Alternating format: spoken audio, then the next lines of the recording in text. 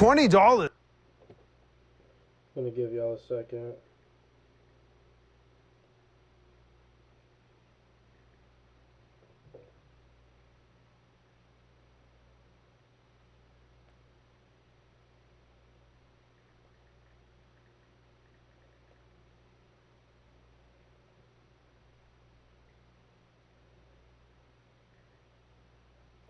Gonna give y'all a quick second.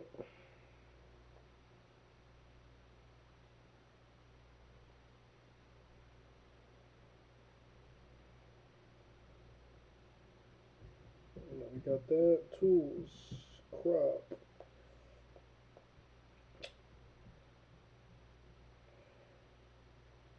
YouTube. Boom. Just giving y'all a second.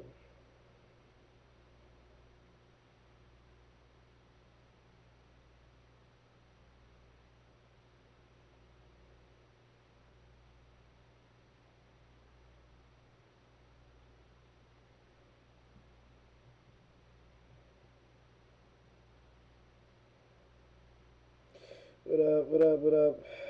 Just have to make this thumbnail. I wasn't even planning on streaming today. Just making this real quick for y'all.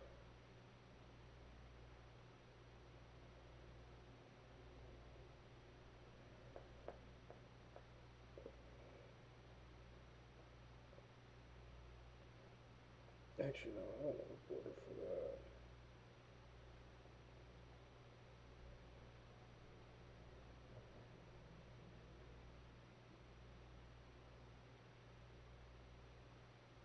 Yeah, I think that one's fine.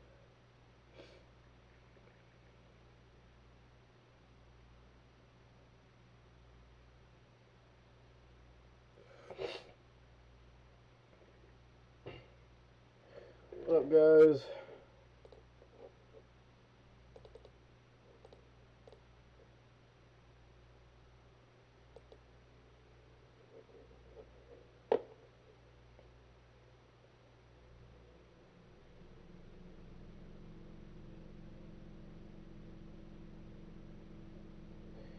Yeah, we here.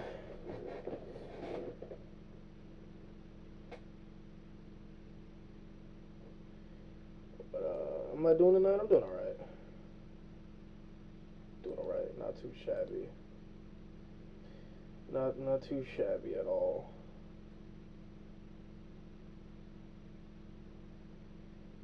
Not too shabby at all. I accidentally fucking took off the YouTube chat shit. I accidentally took off the YouTube chat shit. But is there any way I could put it back?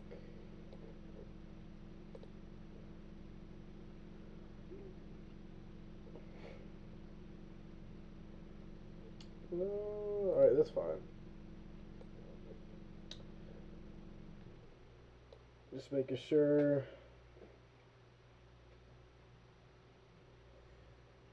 Making sure I got everything right quick.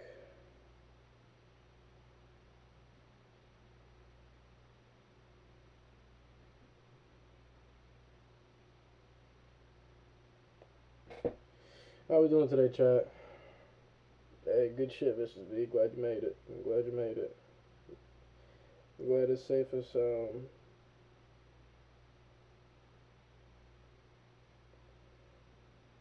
Usually, YouTube would let me fix my shit. YouTube would let me fix my shit.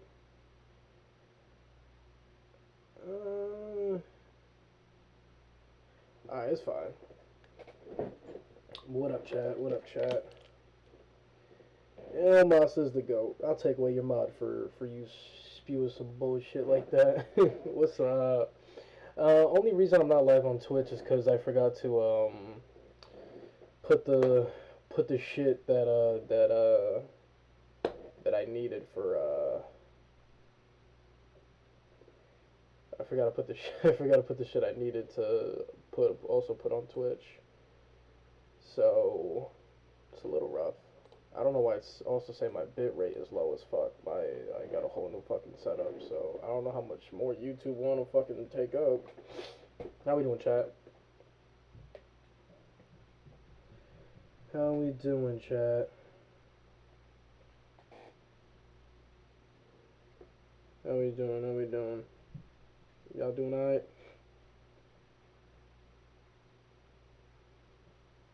Just making sure we good.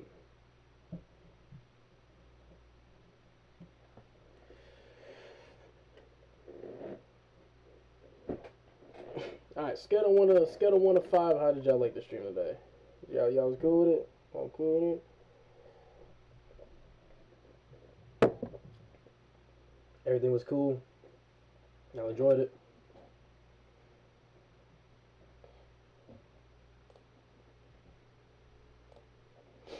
Alright, so I told you guys literally the other day, you guys can hear me fine, right? There's like no echo, because I don't know why it's capturing like 2 fucking audios. I don't know why. I don't know why. It's looking like it's captured 2 bitch ass audios. I don't need 2 bitch ass audios being caught. Oh, I didn't know. I didn't realize I could do a YouTube like this. Oh, that's crazy.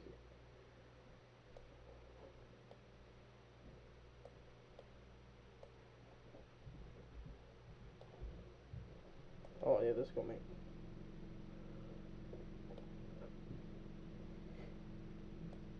I'm just fixing some things so it's easier for me to read. Yeah, respect George Gervin. Respect George. Respect George Gervin. All right. As long as there's no 2 audios, cause like I said, it says audio input capture and it's like registering my voice. I'm just hoping that there's no double. I guess. No, this one's fine.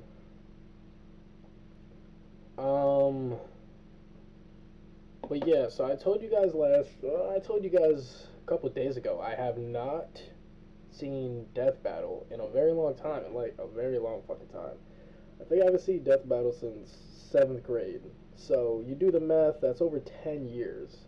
It's over 10, it's 11 years, right?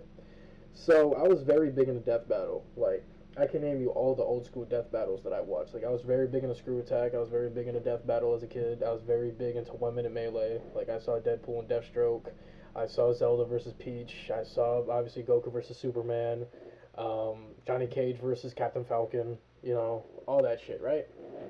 So, I was very surprised to see that Death Battles are still growing very strong to this day. Very fucking strong. And I wasn't as knowledgeable as I am. Yeah, bro, rest in peace, Screw Attack. But I wasn't as knowledgeable back then with what I know as I am now. Because back then I was all about favorites. Now I can actually, with the knowledge I got now, I can react to shit, right? So it's just gonna be us reacting to a bunch of death battles, see if I agree with it. Now the thing that I remember about death battles is it doesn't care, like it doesn't matter who's stronger. Death battle usually puts out the layout that they want to use. So if a character got certain weapons, that's gonna be the only weapons they use. If a character has certain abilities, and they only want to use them abilities, that's the only thing they're going to use. So they usually don't necessarily talk about the whole character. They usually just handpick what to use for the death battles, unfortunately. So some of these are 100% inaccurate, but we're gonna react to some death battles. You guys obviously let me know if shit It's for an espresso martini. Loud, Who in Boston is paying for that? It's just coffee and hooch. But we're doing so right now we're doing Kratos versus Azura. If you guys don't know Azura's from Azura's Wrath. It's a very, very underappreciated and undervalued Capcom game. But Azura's Wrath is fucking amazing. Combat is fucking amazing. The story is fucking amazing. Like, I love Azura's Wrath. So he's going up against Kratos. The same way Kratos is extremely broken, Azura is broken as well. Azura is broken as well. I'm gonna lean the safe option and go with Kratos because he's killed like fucking Hades and Thor and Zeus and all that shit. But Azura's killed some bad motherfuckers too. He has killed some insanely bad motherfuckers as well. But I'm gonna go Kratos. That's gonna be my prediction. Let's see what they try to bring at the table for Kratos and Azura. And yeah, let's go. Kratos versus Asura. The Ghost of Sparta versus the Wrathful Destructor. Cause sometimes you just wanna punch a god in the face. He's Wiz and I'm Boomstick. And it's our job to analyze their weapons, armor, and skills to find out who would win a death battle. In the beginning, the Primordials waged war across existence, a series of cosmic clashes that birthed the universe. Alright, I got you. Boom! That. Now that's what I call a Yeah, big let me know if bang. it's too From loud. Ceto's death, the oceans would flow. From Uranus' strikes, the stars were spawned, and so forth. Thus, the world itself was born from violence. Starting the whole messy cycle, Uranus was overthrown by his Titan son, Kronos, who was overthrown by his Olympian son, Zeus, who battled his own son, Kratos. Wait, can you Most with knows an ad, that as bitch? life changes, so do your priorities. And with the quality and As a classic bastard child of Zeus, Kratos was left among Spartan mortals, far exceeding all among him. He became a fierce warrior, winning many a battle, until finally cornered by ruthless barbarians. Ares, destroy these guys who are kicking my ass, and my life is yours. A deal was made, and Kratos was joined at the bone with the Blades of Chaos, a set of chain swords and basically a badass whirlwind of flaming steel. But Ares had a Literally the scheme. god of war. While doing work for his god, Kratos accidentally murdered his own family, Yeah. permanently marked by the ashes of his wife Accidentally and killed his daughter. wife and, He was, I believe, forevermore, daughter. the Ghost of Sparta. So he was kinda understandably really pissed off. Time for a new god of war. The gods were crapping their togas in fear as the new god of war took out his rage on all of them. And got some new Oh my gear out of it God, too. yeah. With Poseidon's trident and Icarus's wings, You see, this is what I mean. Like, Death Battle chooses what weapons motherfuckers use and shit and all that type of shit. They choose, so it's not necessarily fully accurate. They just choose, handpick, abilities, weapons, and then they just put them to fight based on what they chose. But, obviously they gave him the Arms of Sparta, the Barbarian Hammer, the Blade of Artemis, the Blades of Chaos, the Blade of Olympus, Eyes of Atlantis, Gauntlet of Zeus, Golden Fleece, Head of Uriel, Head of Medusa, Icarus Wings, Poseidon's Trident, Scourge of Aranus, the Spear of Destiny, the Sun Shield, Typhon's Bane, and more. And then the Leviathan Axe, the Draupnir Spear, the Relics, the Sword Hilts, the Talisman, and then gave him the shields, the Dauntless Shields, the Guardian Shield, the Onslaught Shield, the Shatterstar Shield, the Stonewall Shield, and then Rage. So yeah, they pretty much gave fucking Kratos almost everything. Kratos Oh. dominated both sea and sky. He also has a tendency to carry powerful severed heads, like Medusa's. And the claws of Hades could steal souls, even the soul of Hades himself. Should have thought that one through, man. Neither Perseus or Hercules were a match for Kratos, nor was Helios, the sun god capable of moving stars and spreading light across the entire underworld. He fought Atlas, the Titan of Kratos is a Strength, bad who broke the motherfucker. load-bearing Like, pillar of the... like, if y'all ain't see the God, if y'all ain't played the God of War games for yourself and fully indulge it for yourself, bro, like Kratos, universe. So really a bad Kratos motherfucker. forced He's him to really hold good up the at things at cosmos time. on his own Really instead. And he could do it with just one hand, according to the novelization. Even his grandpappy Kronos failed to stop him. You know, the guy who overthrew the primordial that punched the universe into existence? Causing shockwaves that moved over a quadrillion times faster than light, a frankly incomprehensible feat, Then there's Daddy Zeus. who proved a serious challenge, until Kratos drew perhaps his ultimate weapon, the Blade of Olympus. The Blade of It can Olympus, make dude, tornadoes, bro, lightning, like, force fields, one of the oh, most and it broken can stab weapons the hell ever out of you. created. It It's siphons like- godly energy and can pull enough to even kill Zeus.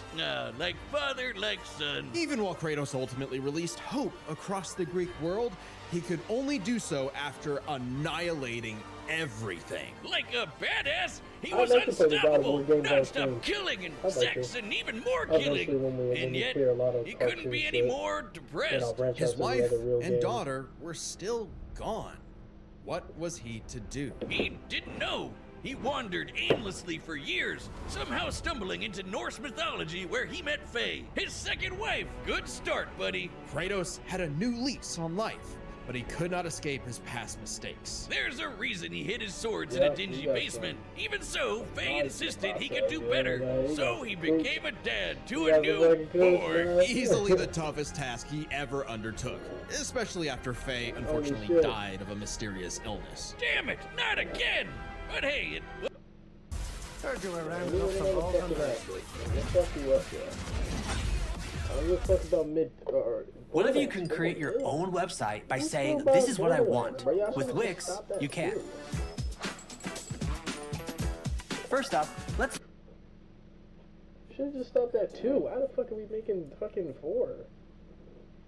Brother. wasn't Kratos' fault this time, and Faye left the tools he'd need to keep the boy safe, including Boy. the Leviathan axe. Far from the whirling rage of the Blades of Chaos, the Leviathan axe was deliberate and mighty, said to I actually rival love the Mjolnir Leviathan itself. axe. Thor I love wishes the Mjolnir was Leviathan as cool as this axe. It's imbued with ice magic and a poison even the gods fear. It can be summoned to Kratos' hand from a distance, and it even shatters souls. Kratos may have once been a sword of vengeance, but with his new weapons and a new purpose, he stood as a shield against the godly Aesir. Too bad he just can't Yeah, help but get in Aesir trouble was with some gods. But broken now he shit, knew how to man. control his anger. Which is That was even one of the more best important than opening it sounds. fights ever. Kratos' Spartan rage summons an inner strength with magical properties. He can even get so pissed off that he straight up heals himself. That seems like the opposite of what should happen. Not all anger is problematic, and Kratos wields plenty of new weapons and relics to channel his rage through. Like the Draupnir ring, which can summon a bunch of wind spears. They can absorb all types of energy and blast it back. He even has relics and magic that can warp space and slow down time. Naturally, he contested with the strongest of the Norse gods, including the god of thunder Thor, who was powerful enough to fight the fire. I sound like I'm in a tunnel? I sound like I'm in a tunnel. Let me.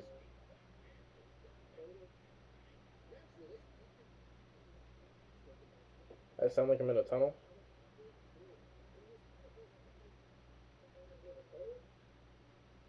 Oh yeah, I do sound like it, yeah. Hold on.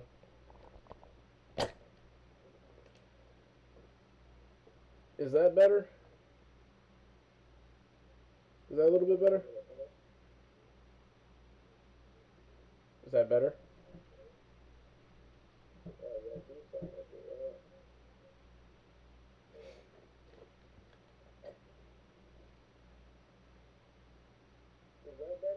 No, it's not better. What the fuck? Hold on, it's not better at all, actually. What the fuck?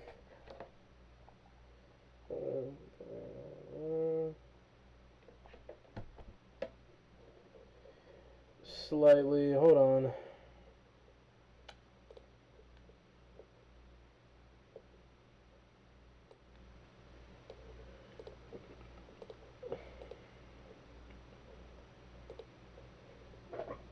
We good, we good, we good, we good.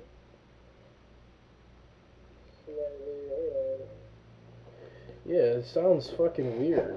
What the fuck?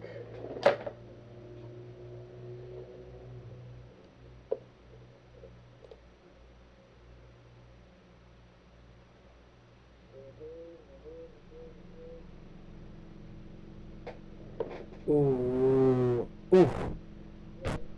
No. I'm trying to.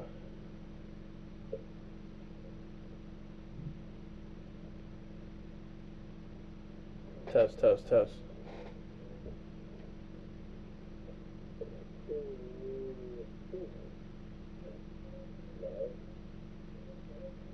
It does sound weird though, I do see it. It does sound very fucking weird.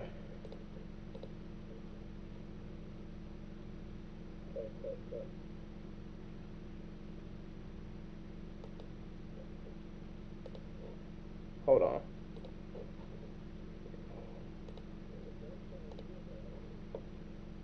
Ooh.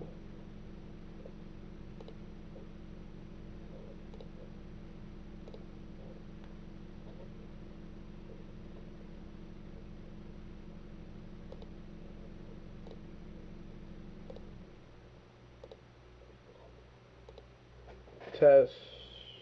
Test. Test. No.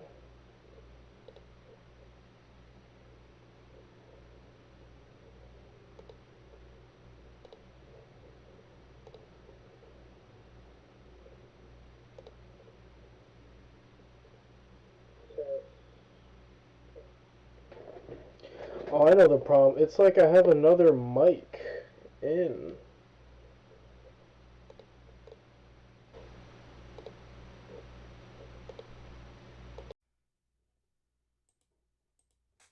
Test, test, test.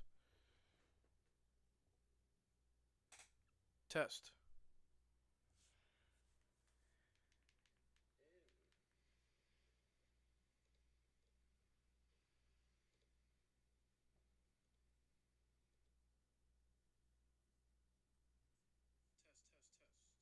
Alright, that sounds way better. Alright, are we good now, chat?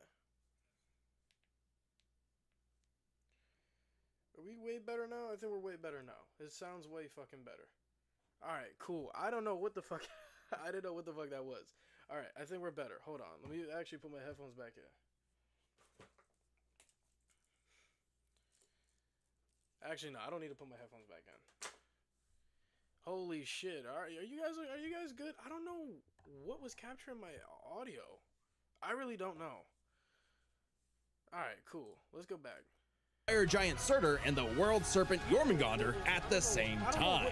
Oh, and that fire giant would be the cause of actual Ragnarok. You can't defeat me, Thor.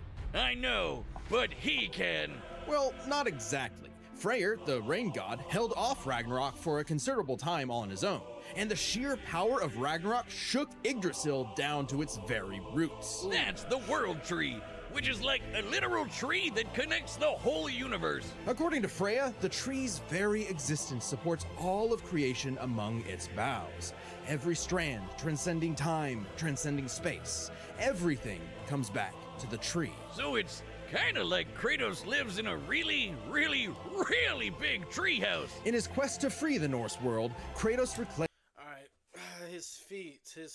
So, he killed most of the Greek pantheon. Yep. He climbed out of the underworld after dying. Yep. Forced Atlas to hold up the universe forever. Killed Kronos, who overthrew the creator of the Greek universe. Released hope into the Greek and Norse realms. Survived being thrown across the planet. Reconciled with his past to become a better god. Defeated Atlas, Hercules, Zeus, Thor, Odin. And fought Shovel Knight. Claimed old weapons by reckoning with his past sins, even taking up the Blade of Olympus once again. Even better, he actually got to be a decent dad. And now the boy is a man and also a bear. Kratos made a lifetime of mistakes, but this future would be different. He'd be more than he was in the past. Not just a god of war, but a leader, a father, and a defender. A god of hope.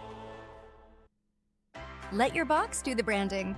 With BoxUp's premium custom printed boxes, convey your brand's unique. This battle is sponsored by Robinhood Gold. With Robinhood Gold, you can now enjoy the VIP treatment, receiving a 3% IRA match on retirement contributions. The privileges of the very privileged are no longer exclusive. With Robinhood Gold, your annual IRA contributions are boosted by 3%. Plus, you also get 4% APY on your cash in non-retirement accounts. That's over 8 times. First match final.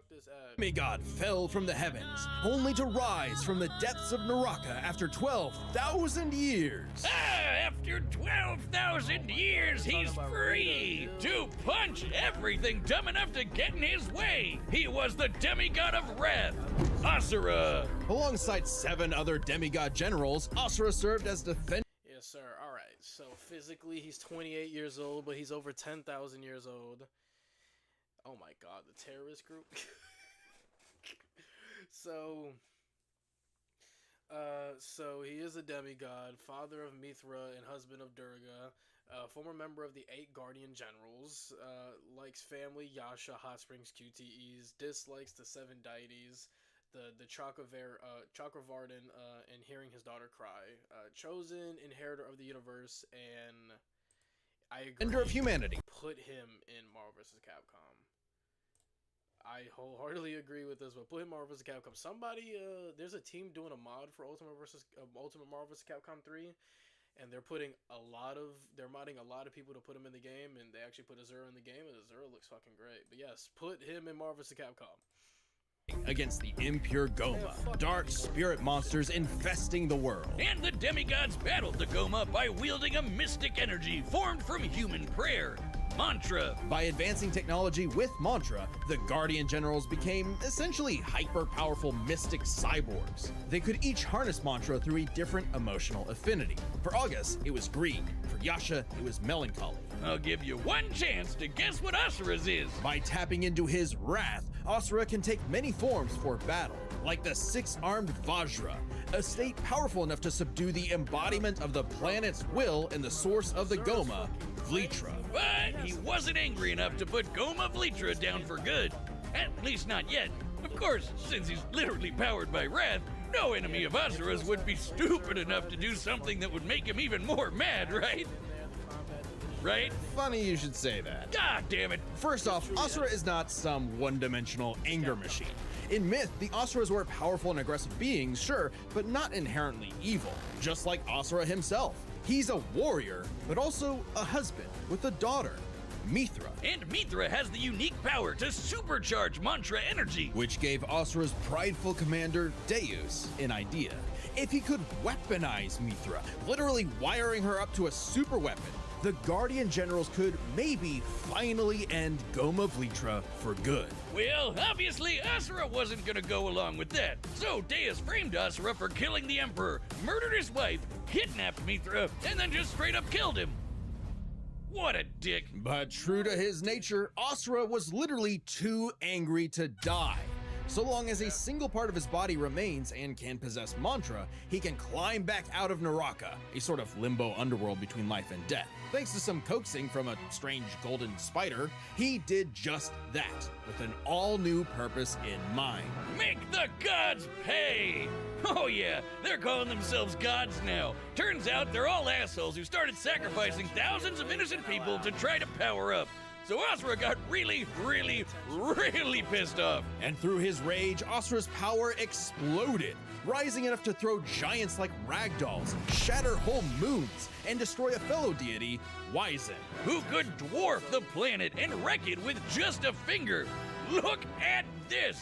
Asura is so powerful, his soul cannot be manipulated by the Goma or the deities. He can propel himself with Mantra to fly, harden his... Alright, let's look at the mantra. So, enhances strength, speed, durability, and stamina. Rapid fire and homing charge projectiles.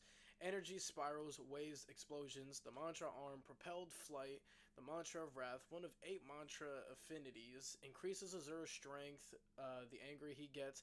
Manifests as fire from mantra. Resurrection enables transformations in mantra reactor. His fist to break steel, fire explosive energy blast. The angrier Azura gets, the more it's gonna be a long day. It's gonna be a long day. The angrier Azura gets, the stronger he gets, the more abilities he gets, the more angry he gets, so it's gonna be a bad day. And headbutt you so hard you wish you could die even faster. The dude literally stockpiles anger into a burst of energy that can one-shot even the toughest of foes. And when he goes unlimited mode, he can rapid fire those super attacks without overheating. Asura's vengeance quest wasn't all shouting and explosions, though. I mean, it was a lot of that, but he also tried to protect people from the gods, including a girl who very much reminded him of his own daughter. Yeah, Asura's the kind of guy who wants to be a great dad, but all he knows how to do is punch anything that upsets his kid, like that one dad that knocks out a ref at a Little League game. And then the gods killed that girl too, along with her whole village, sparking Asura to unleash his berserker aura. You know how the gods were sacrificing thousands of people to power up? Well, Asura got so freaking angry, he built up enough mantra to match them, even though they've been building up energy for thousands of years. Seriously, guys, you're pissing off the guy who literally gets more powerful the angrier he gets. What did you think was gonna happen? Yet even in berserker mode, Asura never lost total control. Berserker Asura adds even more extra arms, and they're big and glowy now. The man can launch so much angry mantra, he wiped out the god's whole space fleet in seconds. Asura's anger raised to levels so... Alright, so we're looking at the transformation. We got the Vahara Asura, which is metallized arms, you know, makes him a lot stronger. The 6-arm Vahara Asura, which they showed you, it was his 6 arms that he has. Then they got Berserker Asura, which is 4 mantra arms and mantra bolts and beams, so he's like shooting projectiles and shit. The Wrath Asura, and then you got Mantra Asura with supercharged metallized arms, which makes his fucking metal arms broken as hell. And an Azura the Destructor, which is planet size and interstellar flight. Like, meaning this dude is fucking planetary. Yeah, planetary as shit. so high even he couldn't contain it, scorching him into his wrath form. Even though it hurts Asura while he's in it, this form is still perfect for absolutely shit-stomping a snobby demigod's face in. It's okay though, his brother-in-law punched the edge out of him. Yasha saw the error of the deity's senseless sacrifices and teamed up with Asura for a coup against Deus. Awesome, they're bros again! Just in time for Asura to hit his former boss with so much mantra that he burst, then dive into the planet's core to obtain power equal to 1,000 arms, his mantra form. Finally, a power capable of killing Vlitra in a big planet-busting blast! Deus was defeated and Gaia was saved. Yet, Asura's wrath He's ridiculous. In 1773, some limey royals started charging Boston Moore for a cup of regular. We told them to shove their tea in crumpets. Crazy. hadn't been quelled. Title drop! It turns out that spider that guided him was actually Chakravartin, the creator of Mantra and the entire universe. And everyone's suffering was part of his plan to make Asura his heir. Chakra kidnapped Mithra, because of course he did, and tested Asura in the form of a massive golden Buddha statue. Check out the size of it! That thing can literally hold a galaxy in its palm. Naturally, Asura and the statue threw hands. Enter the Mantra Reactor. Capable of holding 7 trillion souls, Asura instead used it as a vessel for a far greater power. His own unfiltered rage. At last, Asura could show the world his real colors. Everyone from the humans to the 7 deities to Chakravartin saw Asura's anger as a weapon, a sword for tyranny, when that was never who he was. His rage was really a shield to protect humanity, and most of all, his daughter. A shield larger than a planet! Unbound by his past limits, Asura's ultimate destructor form effortlessly punched through asteroids larger than nebulas, dodged planet-sized lasers moving 2 quadrillion times faster than light, and obliterated whole stars! Chakravartin was understandably Now let's look at his feats. Let's break down his feats. He's so angry. Yeah, bro. He's an angry fucker, yo. Alright, so annihilated planets and stars. Yes, stars. You know how hard it is to annihilate a star? Yeah, he's done that. He rescued Mithra after 12,500 years plus years of suffering. Shredded through an army of Goma while without arms, which is true. You actually do play a really good... You actually do play a really good amount of Azure with no arms, and he's broken that way. Made August draw his sword for the 2nd time ever, which was huge because August doesn't draw his sword for nobody. Defeated Wizen, August, Deuce, Goma, Vlitra, Yasha, and Chakravartin. So broken as hell. And yes, this is true. He did fight Akuma, and he did and Oni to a standstill. This is true because there was a DLC with Azura's Wrath where not only did he fight Ryu and Akuma, you know, like it is a DLC. He did fight him to a standstill, so he is very, very, very fucking strong. And you guys can clearly see he is very, very, very fucking planetary as well. impressed and offered Asura a chance to take his place. Asura smiled at the offer and extended his arm. Right into Chakra's face, as if he was gonna let some god trample over more worlds. Instead, he literally beat the QTEs out of God, obliterating him and his plans in a cosmic explosion. But with Chakravartin dead, so was the concept of mantra itself. Those who depended on it could not survive, including Asura. Hey, as long as Mithra was fine, it was worth it. Besides, he'll reincarnate millions of years later, still kicking ass, ready to smack a random thug, a meteor, or Ryu, right in the balls. It's interesting. Despite the dangers of uncontrolled anger, Asura's wrath gave him the power to save everything. All because of just one thing. Some bastard made his daughter cry, so they had to pay.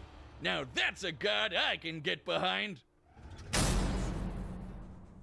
This battle is sponsored by Price. Up to one today. By All right, the combatants are set, and we've run the data through all possibilities. It's time for a dad battle!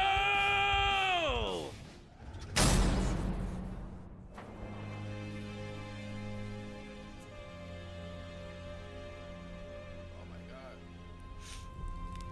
Oh, they move shit to CGI? Usually they do sprites. They move shit to CGI?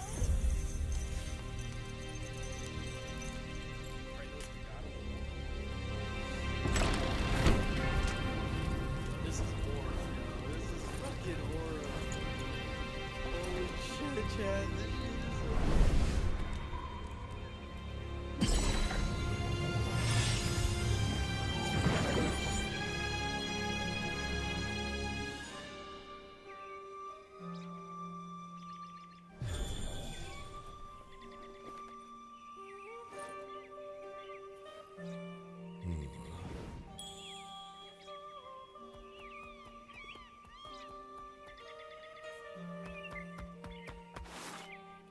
It's true then. The god of war is on Gaia. But not for long. You do not want this fight. Run!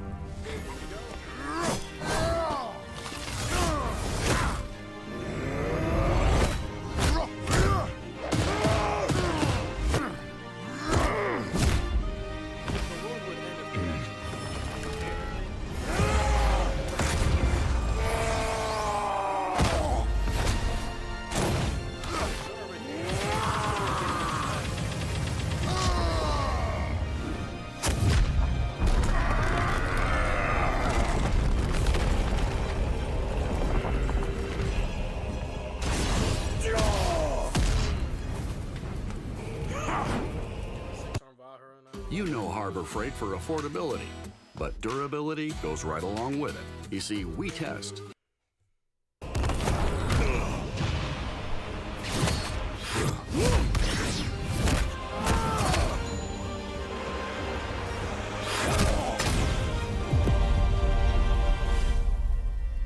You let your wrath consume you.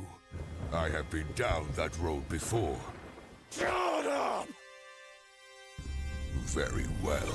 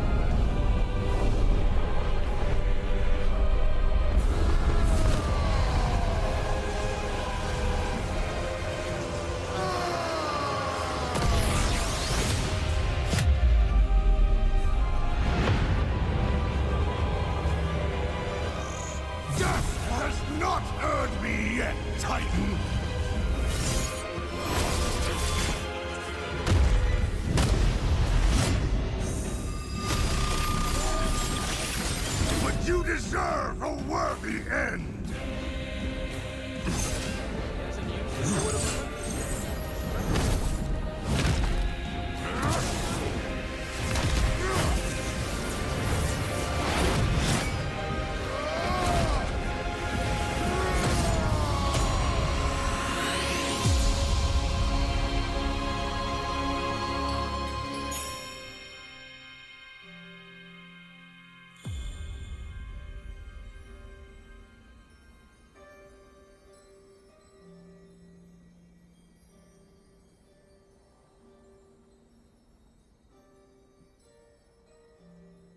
You are a monster no longer.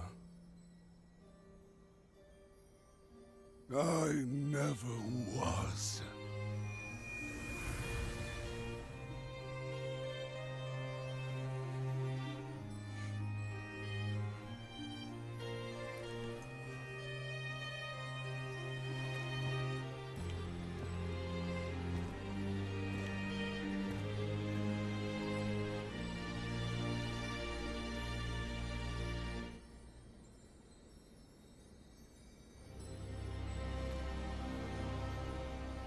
Don't forget, he came back to life angrier. Are they gonna play that? KO! Well, I guess Asura's wrath really is gone. But are we sure this is how it'd go? Even though Asura can blow up stars? Asura had some amazing Alright, I don't care about their explanation. For me, do I think they got it right? Yeah, I think they got it right. The problem with Azura is he's always been a guy that would just go in and just fight. He doesn't think. He's going off of pure emotion, right? He's going off of pure emotion. He's going off of strength. Like, everything that we saw was just tied to his anger. Like, anger. What people should have noticed with this specific death battle was when Kratos said, "I've been there before." Why is Kratos so strong now compared to what he was back then? It's because Kratos has come to peace with his anger and he knows how to properly utilize himself. That's the development he went through. Kratos was insane in the beginning, but he was fueling off of anger. He's not like that anymore, which makes him a lot more dangerous. What's more dangerous than an angry man? A much more sophisticated and calculated man. Kratos knows how dangerous he is. So imagine him properly thinking, okay, I'm gonna use the Sword of Olympus at this moment. I'm gonna use my wrath at this moment. Meanwhile, Azura was just like instant rage, instant metal arms, instant 6 hands. Then we're gonna go into God of Destruction type shit. Kratos didn't have to do any of that. He's like, okay. And mind you, we've seen Kratos fight big motherfuckers before too. So, I do think they got it right. In my opinion. Kratos is too smart and too calculated. He's too patient, and he's not thriving off of anger anymore. He's going off of his head. Meanwhile, Azura is just thriving off of anger. He's thriving off of anger. Yeah, exactly, K-Rob. He's a way more smarter man than he was back then. So, I agree. I think they got it right. Do I think it'll be almost as one-sided as this, though? No, I don't. I think Azura would come very close a lot of times to kill Kratos. But I do think they got it right, though. I do think Kratos wins. Azura doesn't use his fucking head. All he knows is anger, and if he's breathing, he's still gonna keep swinging. But Kratos uses his head. He used his strengths. So, I agree with that.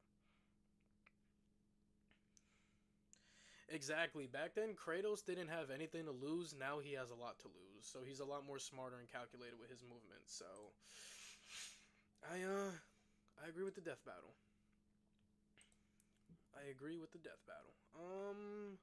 I haven't seen James Bond. I really want to. Let's see. What other death battle can we do? What other one?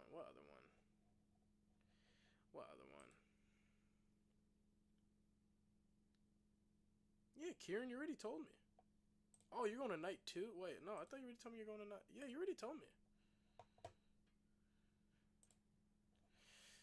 Actually, you know what? I do want to watch Darth Vader versus Obito. That's a very interesting one. Darth Vader versus Obito?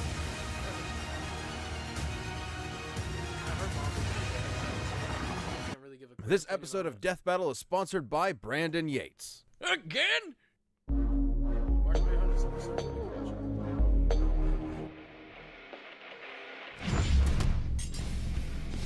Darth Vader, Dark Lord of the Sith. Obito Uchiha, secret leader of the Akatsuki. Prime examples of how you could die a hero or live long enough to become a villain. He's Wiz and I'm Boomstick. And it's our job to analyze their weapons, armor, and skills to find out who would win a death battle. A long time ago, in a galaxy far, far away, the Iron Fist of the Galactic Empire ruled everything. All thanks to the super powerful super murderer Darth Vader. But beneath his spooky mask lay the husk of former nice guy Anakin Skywalker. As a child among the harsh wastes of Tatooine, Anakin... Alright, so Darth Vader is 6'7". He's 300 pounds. He's 46 years old. He's the chosen one of Jedi prophecy. He's trained by Obi-Wan Kenobi and Sheev Palpatine. I hope y'all know. The video's drowning out your voice. I'm going to pause it every time I have something to say. So, when I have something to say, I'll pause it. Just to make it better. Because I don't want to accidentally up the volume too much and all that shit. But, yeah, no, he's trained by Palpatine. His apprentice is Ahsoka. Yeah, I probably should not. You guys should probably know Ahsoka by now. Yeah, Star Killer, all that shit. Dislikes Jedi himself and sand. That shit is crazy. Longed to one day free his fellow slaves as a heroic Jedi. Lucky for him, he met Qui-Gon Jinn, a Jedi who believed little Annie was the chosen one and would bring balance to the Force. No pressure, right? So he took him under his wing to become the papa he never had. Or so was the plan, until... yeah. Instead, Qui-Gon's apprentice became Anakin's mentor. But while Anakin sought a father figure, Obi-Wan saw him as more of a brother. The worst Star Wars villain? Yeah, let me think about that. I'm sure that won't cause any awkward tension whatsoever. Drama and trauma aside, Anakin quickly became a powerful Jedi. He excelled in lightsaber combat and the Force. Oh, brother. Anakin is probably my favorite character, believe it or not. Hadia, don't piss me off. Don't piss me off. Don't fucking piss me off, bro. Come on, bro. Alright, y'all see the Force powers, bro. Barriers, enhanced senses, mental probing, mind control, precognition, Sith alchemy, telekinesis, telepath, and Tudominus. An energy field that binds all living things together. The Force lets Jedi move stuff with their mind, fend off mental attacks, predict the future, and make people believe these aren't the droids they're looking for. They're basically space wizards. Through rigorous training and a not unnoticeable natural talent, Anakin was particularly skilled in the Form 5 lightsaber fighting styles, Xian and Jian So. Also known as the Way of the Krayt Dragon. You know that big sand dragon Mando blew up from the inside? Yeah, make that a lightsaber. Form 5 is incredibly versatile, well suited for defending against lightsaber and blaster alike. It focuses on blending parries with devastating counterattacks, aiming to win duels through overwhelming pressure. Perfect for the Padawan who just bulldozed his way through training to become a Jedi Knight. Even as a newly knighted Jedi. Hadia, you've never seen Star Wars? You know who Ahsoka is? The orange girl from Star Wars? You don't know who Ahsoka is? Come on, Hadia. Anakin could keep up with some of the most experienced Jedi Masters and Sith Lords of his time. But he had plenty of other problems to deal with, like his late-blooming rebellious teenage angst. I mean, you don't just throw a kid into Space Monk School and expect him to forget everyone he ever cared about, right? Well, apparently that's what he was supposed to do. The life of a Jedi can be difficult and cold, something Anakin could not accept. And so, rather than let his secret wife die in childbirth, he was seduced to the dark side through the promise of power. And so began his... Come on, Hadia. It was just the orange girl that you saw. Hold on, let me see. Let me go back. School and expect him to forget everyone he ever cared about, right? Well, apparently that's what he was supposed to do. The life of a... That's Ahsoka. That's Ahsoka. That's Ahsoka. Jedi can be difficult and cold, something Anakin could not accept. And so, rather than let his secret wife die in childbirth, he was seduced to the dark side through the promise of power. And so began his Jedi kill streak, until Obi-Wan gave him a glorious lava bath. How... refreshing? But thanks to his new Sith Master Palpatine, our young warrior was saved, reborn, rebuilt. He was now Darth Vader. Vader is a badass. Everyone knows it. What they say? What they say?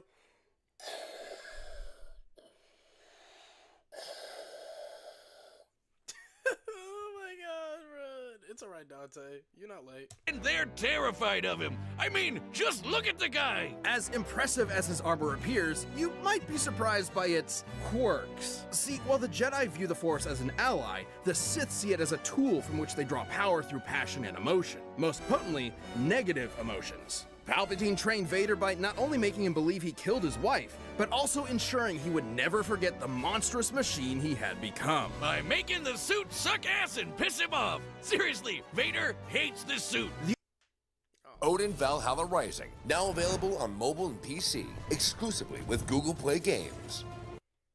The armor would beep at random times just to annoy him, and the life support system was outdated from the start. Sometimes it would even turn off for several minutes. That doesn't seem good for someone with burnt up lungs. And it was so heavy and clunky that he could barely walk. Sometimes Yo, what the fuck?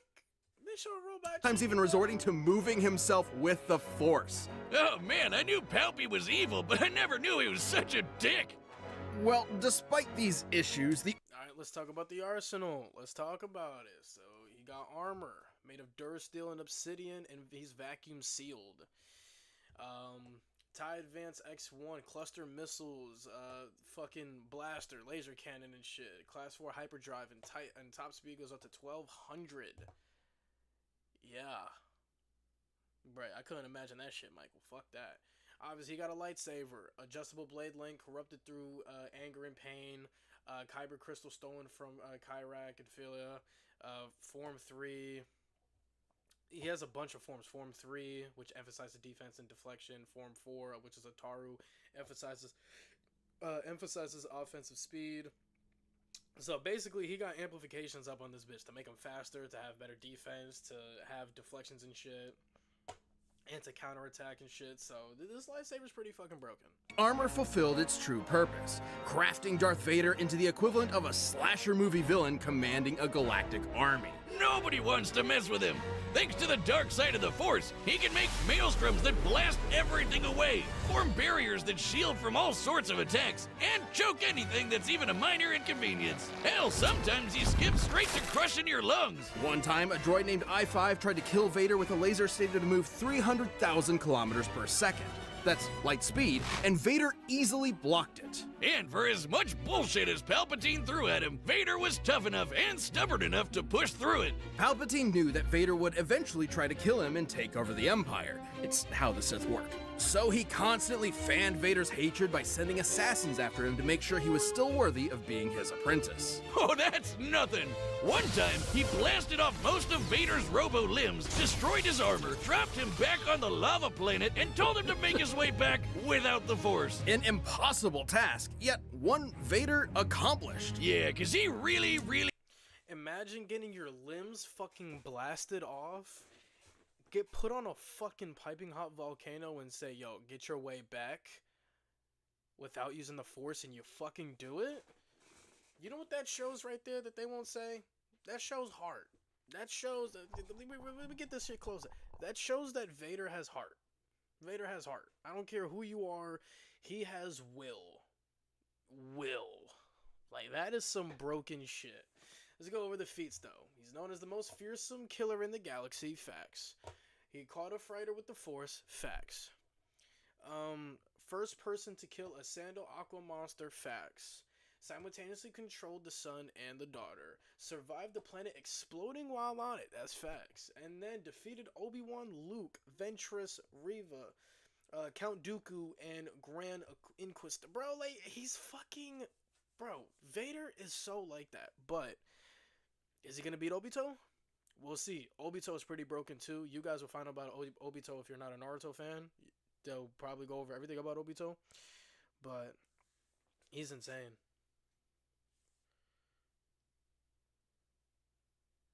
Oh yeah, she did. Yeah, she did meet Matthew Lillard. Yeah, Hadia's like also 2 feet tall. really wants to kill Palpatine. And that hatred is apparently useful in keeping Force wielders alive, and has sustained many Sith in conditions that would otherwise kill them. I'm sorry, Liam Neeson. Should have hated a little more. Vader has killed hundreds, possibly thousands of Jedi, including Obi-Wan himself.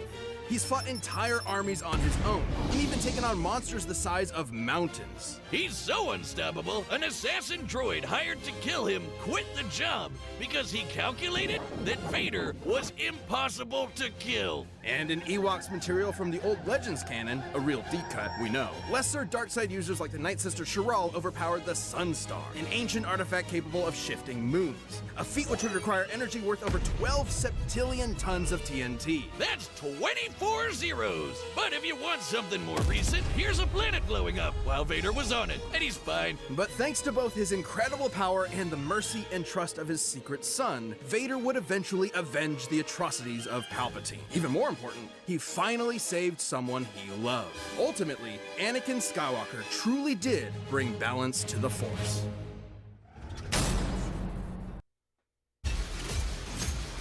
Hey, Hadia, I'm just pointing out the fact that you like 3 feet tall. A toast to our hero. Check out in no time. Hokage, the Alright, so now that they've gone over things about Vader, Vader is obviously broken as shit, obviously, but Vader ain't gotta walk in the park because Obito is also insanely fucking broken as well. He's not the most broken Uchiha, but he's still one of the very strongest Uchihas, so let's get to it. leader of the Hidden Leaf Village and their strongest ninja, respected and loved by all. Though few have attained this title, many have strived for it. One such striver, sadly lacking in parents, wanted to both help people and be acknowledged by the rest of the village. And what better way to do that than having your face carved into a mountain? If you think I'm talking about Naruto, guess again! This is the story of Obito Uchiha! Listen, Obito also has a very sad story from having half his body crushed by a boulder to seeing Rin get murdered in front of him by Kakashi, who was his best friend, and he was jealous because Rin actually preferred Kakashi over Obito. Yeah, dude, yeah, you might get blocked for real. I'm so sick. What did I do, y'all? I just said you like 2 feet tall, bro. You know what I'm saying? But yeah, Obito is very, very, very sad. Obito unfortunately lacked the natural talent for ninja arts attributed to his Uchiha bloodline. So he said. Alright, so for people that don't know, right, so obviously he's Obito, right, old as fuck now, Tobi, Madara, Lord Mizukage, but he was trained by Madara, which is the leader of the Uchiha clan, and then Minato Namikaze, which is Naruto's father. Yeah, Naruto's father trained Kakashi, Rin, and Obito. So, yeah, and then obviously now he's the leader of the Akatsuki, and yeah.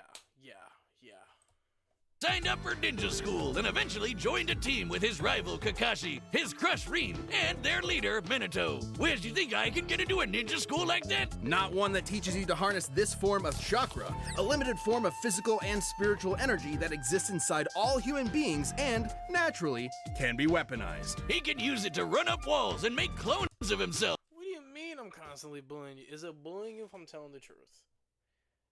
Let's start there. Is it bullying you that I say that you're 1.5 feet tall? You know what I'm saying? But even better, blow shit up! This is ninjutsu. Among its Alright, so if you guys don't know, in the Naruto universe, they have things called ninjutsus, which is basically their fucking powers, right? It's connected to their chakra. So, I mean, yeah, she does watch Rags, bro. She does watch Rags' is ass. Rags' is ass. She gotta understand that one. Rags is pretty ass. But yeah, so yeah, Obito is broken, but for fire, earth, wind, lightning, and water releases wood releases chakra absorption, substitution, meaning fucking show up behind you, fucking shadow clone jutsu, like all that shit, bro. Like the 6 paths, 10-tail coffin seals. Many techniques has access to the sage of the 6 paths. So Darth Vader is gonna be in for a rough night.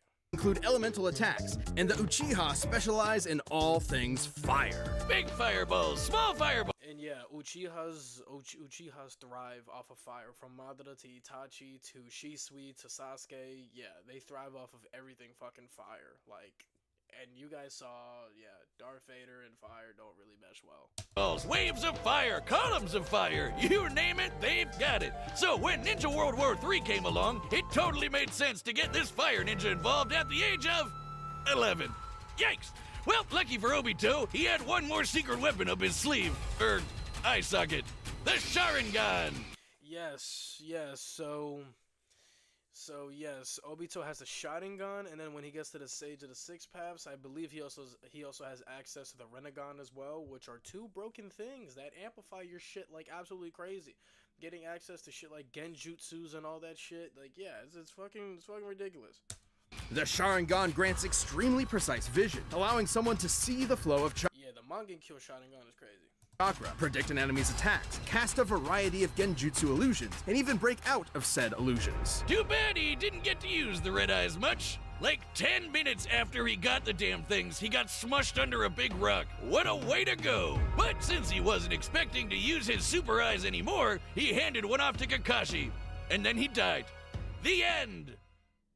Just kidding! Miraculously, Obito survived long enough to be rescued by another Uchiha, the legendary Madara. Madara granted Obito a new body, regenerating the limbs he'd lost. You're probably thinking, oh, what a swell guy. Except he was not. Madara was Madara is one of the most evil motherfuckers of all time, but that's why I love him. brewing some plans for world domination and needed a pawn to carry them out. So he tricked Obito into watching Kakashi kill Rin, making him fall victim to the Uchiha's curse of hatred. Within the Uchiha clan, there exists an ideal of being extremely devoted to love. It has been speculated that if a particularly powerful Uchiha loses someone important to them, that love will be replaced. Yes, so basically to really get the Sharingan, a traumatic experience has to happen in front of you. So when Shisui ended up killing himself, I believe how Itachi ended up getting the Mangekyou Sharingan was because he saw Shisui commit suicide and jump off a cliff. I believe when Sasuke got his Mangekyou, it was because he killed Itachi. So yes, you get the Sharingan from traumatic experiences. With an all-consuming hatred. This is how Obito awakened his Mangekyou Sharingan. Or Red Eye 2.0. The Mangekyou gave him a new jutsu called Kamui. With it, he Not my fault you're like 0.5 feet tall. Why you getting mad at me? I'm just speaking the truth.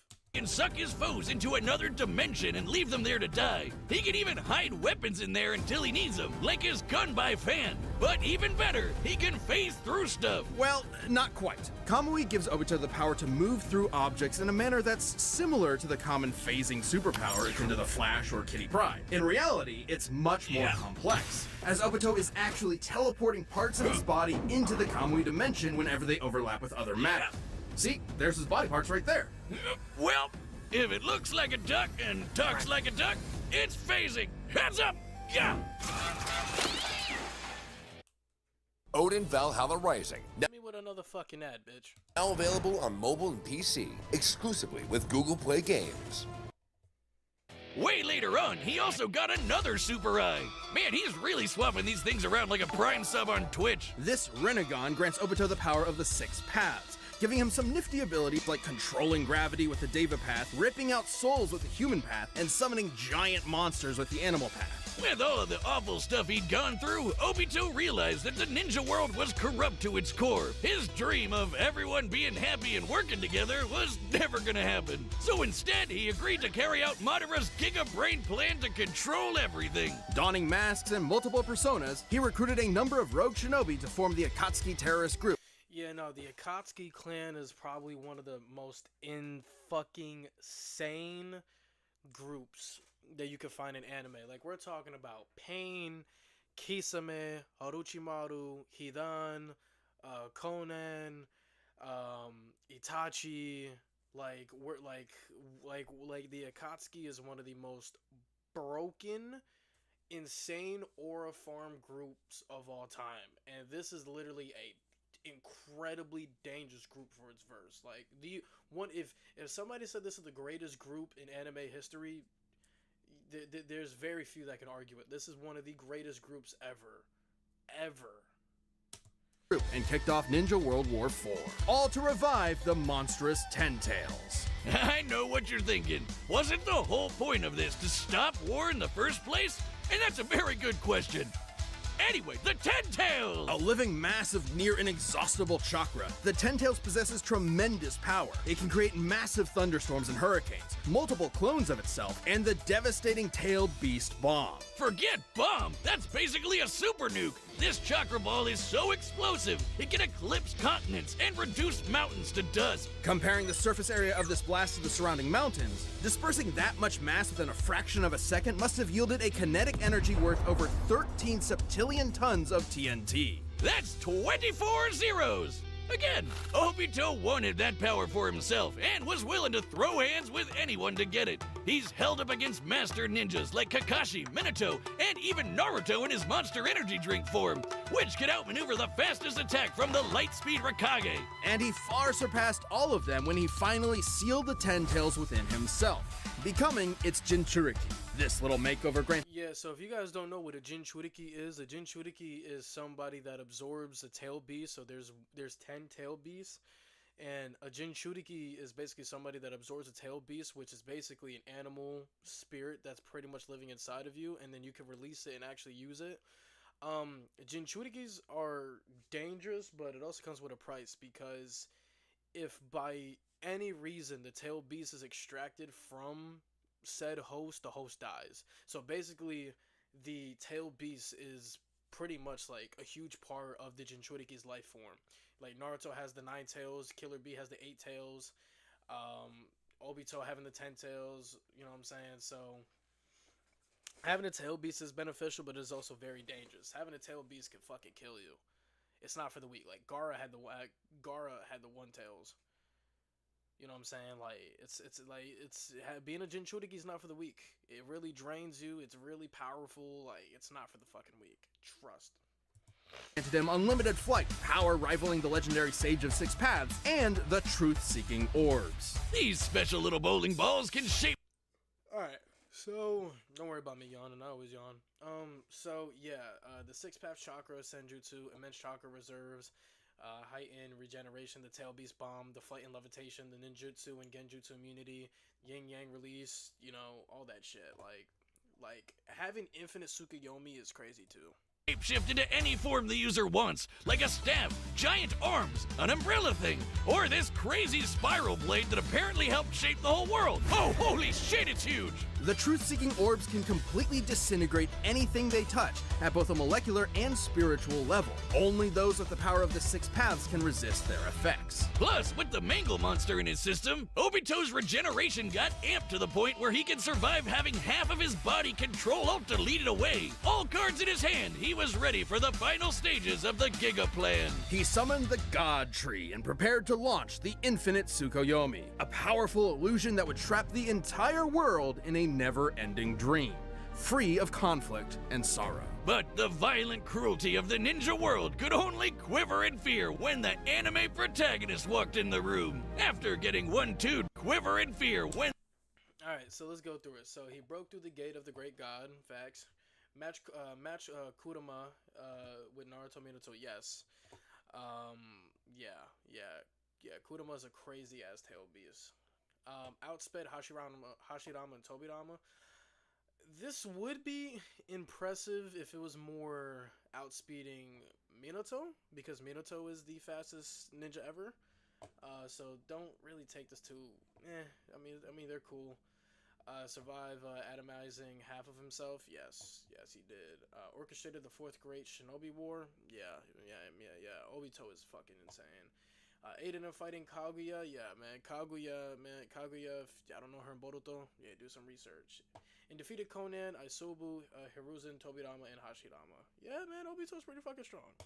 And the anime protagonist walked in the room. After getting one-two'd by some talk no jutsu, Obito saw within Naruto the spirit of his former self, someone who was always trying to help others. And they'd say his heart grew 3 sizes that day. Obito joined Naruto and Kakashi in saving the world, giving his life to protect his friends. And in his last moments, he entrusted them with reaching the dream he had so long ago, to become...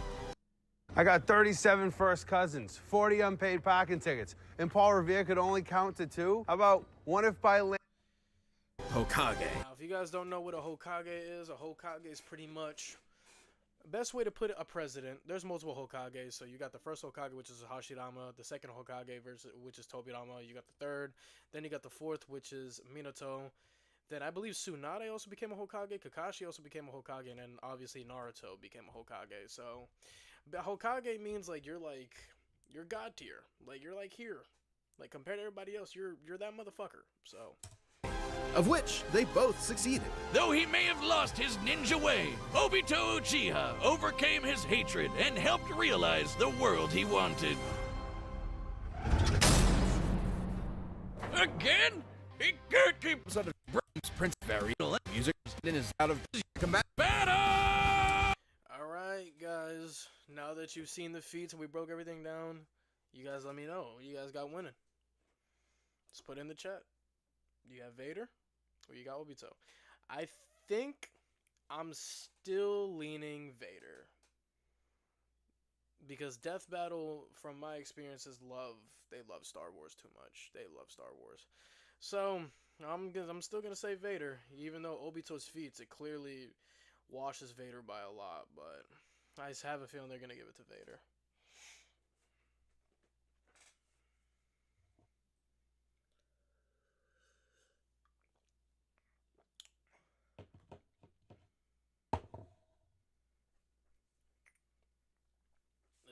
Let me see.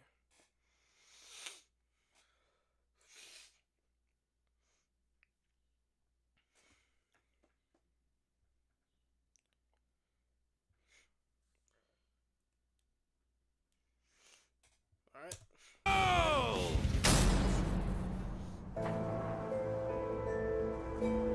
I sense your fear, your anger, and a power. I will be taking it. That power will save this cursed world. You'll have to pry it from my cold, dead hands. Then you will die. What?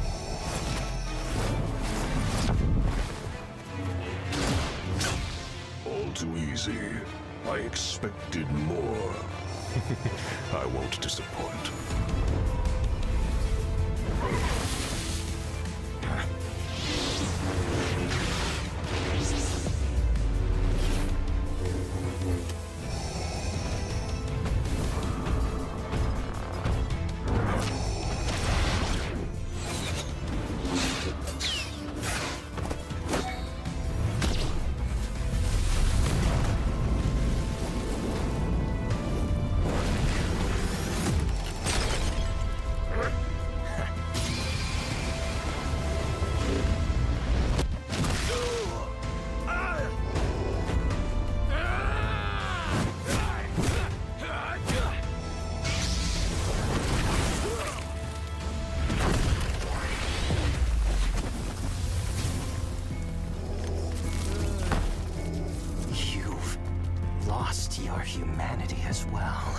On the path of the dark side, it is inevitable.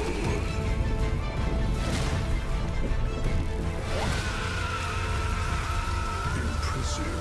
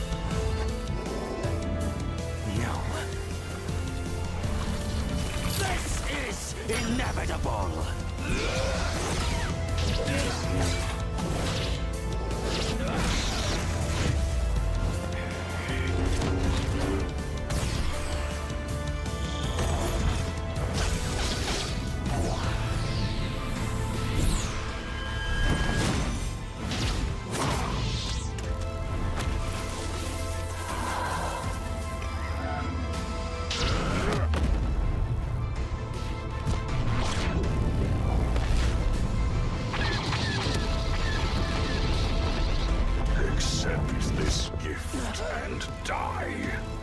Too late.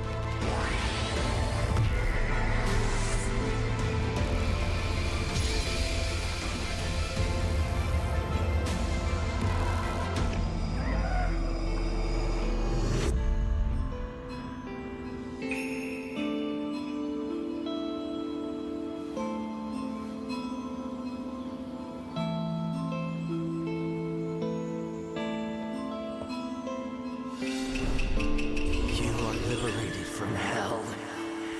Find peace in the next life.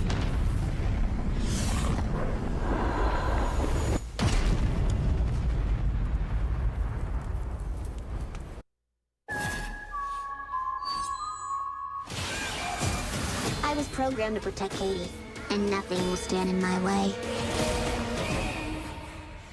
Miss me? Clasificada PG-13. This is Wix Studio, built to meet any brief. When your project calls for bold creativity, design freely.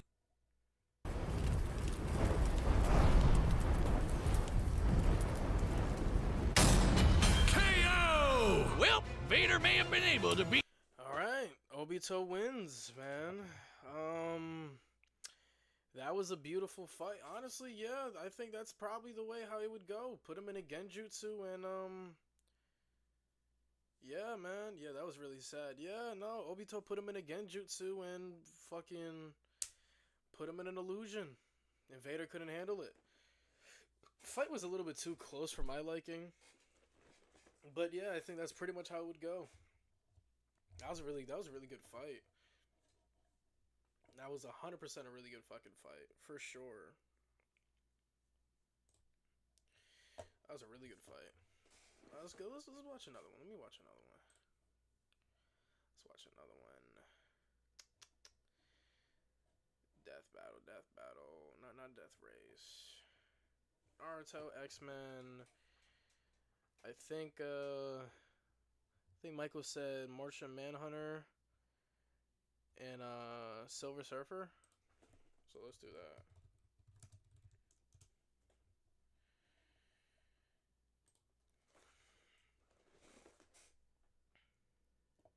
This episode of Death Battle is sponsored by Netflix's One Piece and Shady Rays. Martian Manhunter, DC's Space Ranger. The Silver Surfer, Marvel's Sentinel of the Spaceways. The depths of space hold secrets beyond our comprehension. Alright, so before... Alright, you know what? Let's do predictions after we understand the feats. Let's do that. Let's do predictions after we understand the feats. So, yeah, we gonna do that. We definitely gonna do that. But these sage superheroes have seen more of it than any of us could ever hope to. He's Wiz and I'm Boomstick. And it's our job to analyze their weapons, armor, and skills to find out who would win a death battle. For as long as mankind has looked upon the night sky, the stars have beckoned the brave to search the unknown and explore its endless wonders. Like Dr. Saul Erdell, who's kind of a doctor in the same way Dr. Pepper is a doctor. This guy's got no formal education, but that didn't stop him from messing around with some ancient tech he stumbled upon. He was desperate to live out his boyhood dreams of exploring the cosmos. So with the tech's advanced capabilities, Erdell created a machine that would bring the cosmos to him. He pointed the machine at Mars, pushed a button, and hoped for the best. Alright, bet Michael.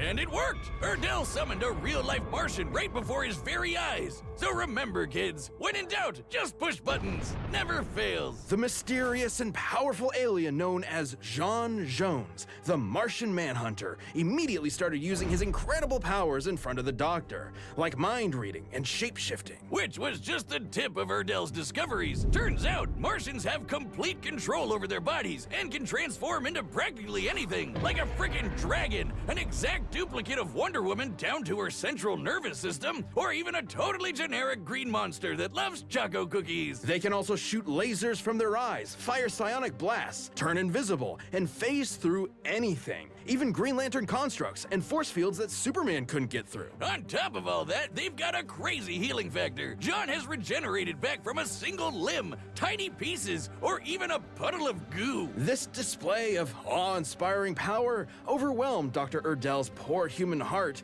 and caused him to die in the Martian's arms. Damn! Well, at least he accomplished his goal before he bit the red dust, right? Anyway, John used his shape-shifting abilities to He's a John Jones, he duck in this fight? Oh, get the fuck out of here, man. hide amongst his new world by assuming the Actually, let me try to center this a little bit for me. Alright, we're good. identity of a recently deceased detective named John Jones. God, what a crazy coincidence, comic book writer. Jean Jones, that's the proper way to say it. Jean Jones. Martian Manhunter. Jean Jones. Not John Jones. Jean Jones. You clever man. Detective John Jones lived a double life on Earth for many years, solving cases and helping his... Yeah, Jean Jones. 6'7", 300 pounds. He's obviously Martian race. He's a fucking detective on, when he's in his human form. He is a founding member of the Justice League as well. as many people as he could from the shadows. But eventually, he stepped out, revealing himself to the world, and helped found the Justice League of America. And John definitely holds his own in the supergroup. He once pulled the Earth alongside Wonder Woman and Superman, who has stated that of all the beings in the known universe, he would be afraid to fight John. And he should be afraid. Superman wouldn't be the first Kryptonian John has gone toe-to-toe with. He's manhandled Ultraman, who's basically evil Superman from another universe, and Superboy Prime, who can shatter reality with his punches, and is also evil Superman from another universe. He took a blast from Asmodel, the King Angel from a literal army of heaven. He's held his own against Darkseid, the manifestation of tyranny in the DC universe. Yep, flew to Mars to the sun, helped pull the Earth, regenerated from atomic levels of destruction, elected leader of Mars 2, consistently goes toe-to-toe with Superman, survived the Hrolmir's curse, and defeated Asmodel, Brett, Marshall, and Malefak. So, and he's fast enough to catch up to Supergirl and Superman, who we know flies so fast he can burst the bonds of infinity. So basically, he's just as strong and just as fast as a bunch of crazy gods and demons. While Jean's strength and speed are obviously very impressive, it's also no secret that his greatest asset is his mind. He's one of the most powerful telepaths in all of the DC universe. Yeah, Superboy Prime is built different, and if you're going toe-to-toe with Superboy Prime, you got some shit to you, boy. He reads minds, duh, but he can also shut them down altogether. And he once made Mr. Plexiglass, Mr. Mixed Pickles, your name, that's whatever. Anyway, he got him to subconsciously say his own name backwards, which God only knows because I can't say it forwards, which canceled out his powers. His psychic defenses were strong enough to protect the Justice League against a worldwide telepathic attack, and his ability to sense people's feelings is so strong, he can feel every sentient being in the entire galaxy. And he once outthought Perpetua from the Omniverse. Who's that, you ask? Oh, just the frickin' creator of the entire multiverse. She's basically the god of everything. Jean needed to connect his consciousness with everyone on Earth before Perpetua could catch up. He pulled this off by using his mental abilities within the span of Planck time, literally the smallest possible measurement of time. In the time it takes you to count to 1, Jean could count to 1 and fly across the universe and back over 200 sextillion times. He outthought God. He's a faster thinker than God. And it didn't end there. John took a punch from her and walked away with just a bloody nose. And when she disintegrated him into basically nothing, he regenerated back. The world will remember this day.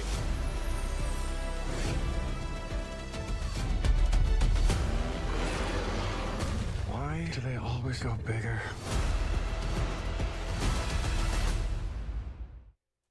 Game of Thrones King's Road is now available on both PC and mobile with Google Play Games. Explore the Game of Thrones universe. From a hit from God! Batman has said that in order to kill Jean for good, you would have to literally destroy every single atom in his body, one by one. God damn! If I didn't love alliteration so much, I'd say we change this guy's name to Martian God Hunter or something. He's basically invincible, right? Not quite. Jean is not without weakness. He has a very real vulnerability to fire. At times, it has completely overwhelmed him to the point where he loses control of his body. And not just literal fire either. Jean was once tricked into just thinking he was surrounded by fire, and that was enough for him. Even still, Jean has been able to overcome this weakness. He's fought enemies with fire abilities and even taken hits from fire attacks, which leads me to believe the weakness, while potent and still able to cause real physical harm, is mainly basically Martian Manhunter's that motherfucker, bro. psychosomatic. What are you doing? I heard what you said. Weakness to fire is just in your head. Yeah, his weakness is fire, but there's been times where he's overcome it a little bit, just a tad.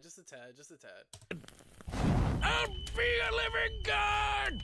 Another win in the mind column for sure. And to think there's a whole planet of these guys out there. Unfortunately, that's no longer the case. Before Dr. Erdel's strange experiment, Jean's own brother used the Martians' telepathic connection to each other against them, and the entire planet was plagued with Ronmir's curse. As long as they stayed telepathically connected, every Martian was vulnerable to a mental fire that would overwhelm them and burn them from the inside out. Which sadly worked very well, because the fear of fire is something Jean shares with his fellow Martians. Centuries earlier, the Guardians of the Universe, a group of immortal aliens who run the Green Lantern Corps, feared that the Martian race could become too strong. So they programmed the Martians with that genetic weakness to fire. Jean was able to survive the fiery curse by cutting off his mental connection to his people, including his family. Unfortunately, his wife, Myria, and their daughter couldn't live with the isolation, and he had no choice but to watch them give in and burn alive.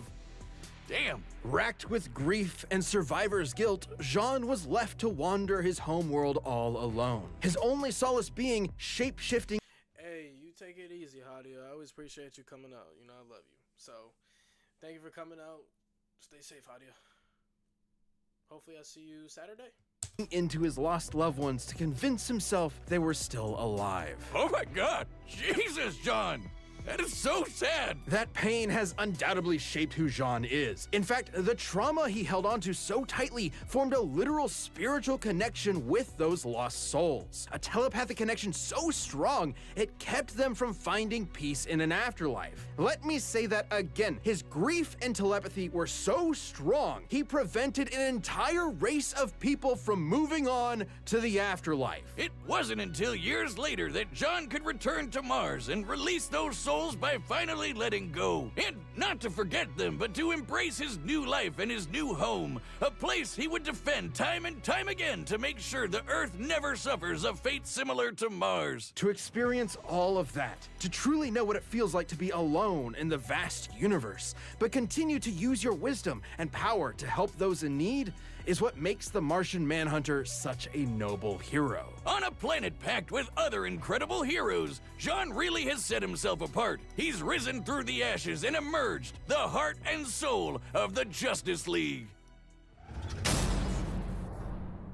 This episode of Death Battle is sponsored by One Piece on Netflix. Made by fans for fans, this live-action adaptation of the beloved manga is designed to introduce new audiences to the zany pirate epic. And where else would it start but the East Blue, a world populated by pirates with supernatural powers, gifted by mysterious devil fruits, where telephones are snails. And a treasure hidden by the late Goldie Roger kicks off an era of epic adventure. A determined and binge, which is and intellect over one of gnarly adventure. That is, until the technologically advanced society came under threat from the devourer of worlds, Galactus. So Norrin struck up a deal with the World Muncher. In exchange for sparing his planet, Mr. Red offered to leave his home Bruh, I don't fucking know, bro. There's too many fucking sponsors to keep up with, though. behind, become Galactus's herald, and seek out new planets for him to scarf down. And once Galactus agreed to the deal, he imbued his new herald with the power cosmic, transforming him into the Silver Surfer. An equally tubular name. 2 for 2. Wow, you rarely see it. The power cosmic grants the Surfer near unlimited. Yes, sir. Let's go over the background, man. So, name Norrin Reed. 6'4", 225, former Herald of Galactus, member of the Defenders. He's officially a citizen of Earth. Apparently, he's seen The Wizard of Oz like 1,000 times.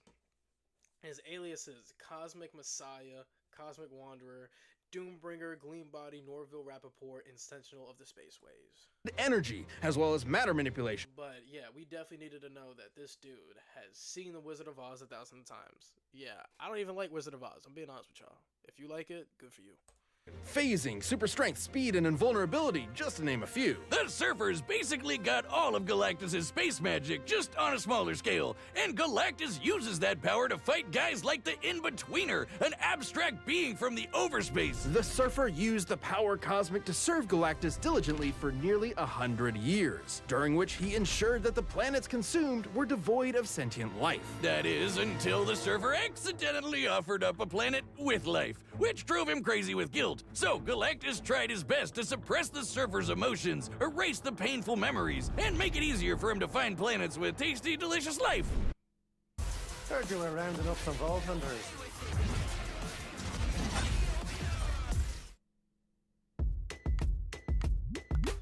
Work and play. Guilt-free. How nice of him. And it worked for a while until the Surfer reached Earth. Galactus's mighty mind manipulation wasn't enough to bury the Surfer's true nature for good. With the help of Alicia Masters and the Fantastic Four, the Surfer turned against his overlord and saved the Earth from being eaten. But even after all of that, Galactus just let the Surfer keep his powers. At any point, he could have just taken them back. Being the source of the Surfer's powers, yes, he could. But Galactus has continued to let the Surfer have the power cosmic out of respect for his first herald. Damn. See, that's the kind of respect I'm asking from you. Anyway, ever since those mental gymnastics with Galactus, the Surfer made sure nothing like that would ever happen again. And he's been successful, like when Psycho Man failed to trick the Surfer. Alright, let's read the feats, chat. Let's read the feats. So the power can match the 6 Infinity Stones, which, yeah, that shit's broken. Cosmic energy can be extended to the entire universe. Again, that's broken as fuck. Then we got pulled a giant ship out of a black hole. Now, if you guys know anything about space and shit, the black hole is stupid strong. Nothing can get out of it. Literally nothing can get out of it. It gets spaghettified. Yeah, that shit is tough. Stilled every molecule so no sound could be made. That is brutal. He took the pain of the entire Macroverse, crashed into the Big Bang, traveled so fast, reaches singularity, and defeated Galactus, Hulk, Thor, and Mephisto. Come on now.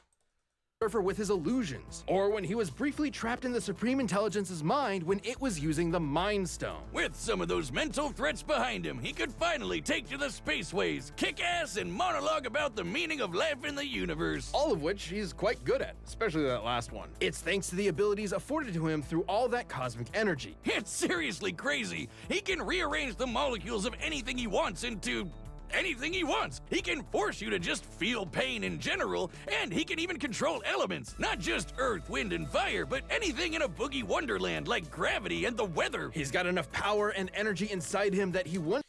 Yeah, let's keep talking about it more, man. So the power cosmic from energy manipulation, matter manipulation, soul manipulation, elemental manipulation, possession, telekinesis, hypnosis, regeneration, cosmic awareness, and intangibility is fucking crazy. Then you got the Silver Surfboard, which can be turned into weapons, can act with just a thought from the Surfer, and can be rebuilt by the Surfer. That is, bro.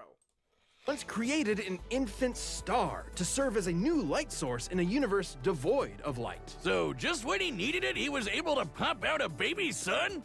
That's convenient. That's the power cosmic. But we can't forget about the sick board he shreds the stars with. This thing's basically an extension of himself. He can transform it into a sweet sword or into pure cosmic energy. And if it breaks, he can just form a new one. On his board, the Surfer has traveled at incalculable speeds on multiple occasions. He can fly faster than Thor, and even once flew so fast he reached the future. Even without his board, he once broke free from energy shackles that would zap away his power within the next nanosecond.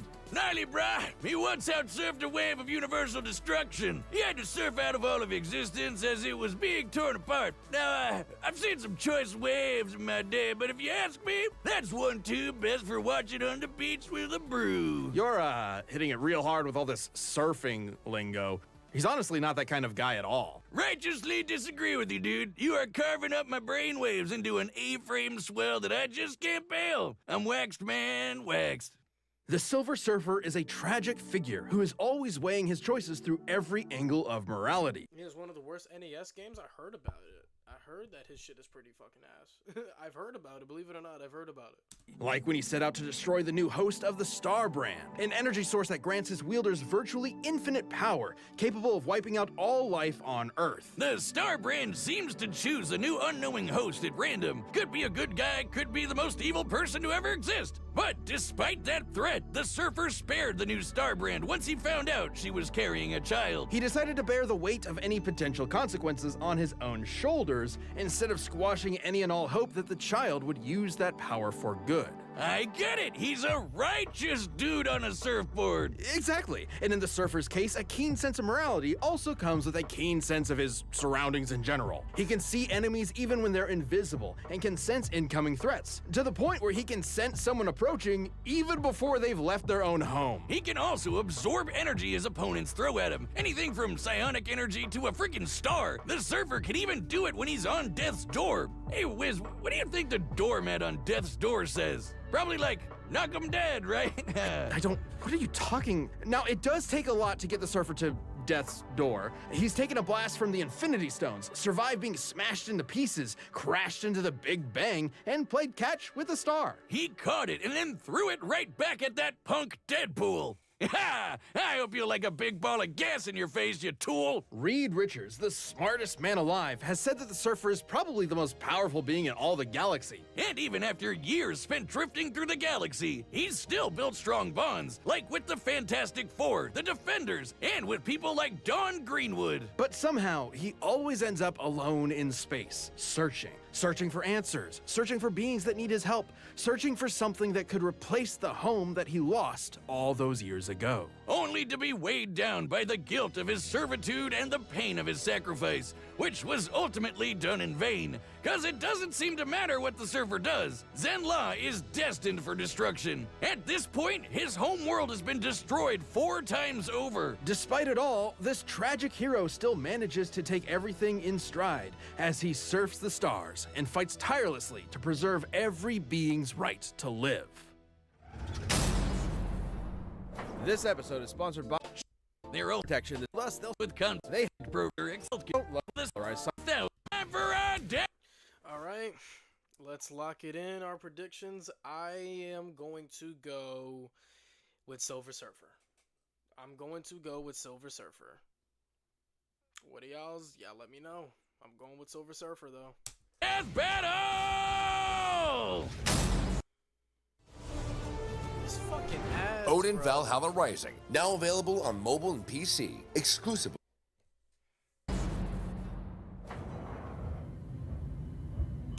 In all of my journeys, I have never seen anything quite like this. I assumed your journeys would have made you rather familiar with places like this, Nordenrad.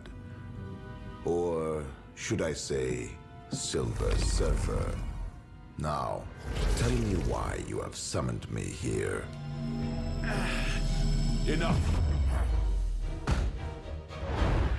And we're going sprites, too. We're going fucking sprites, bro. The real shit, bro. Oh, yeah, bro. We're going sprites.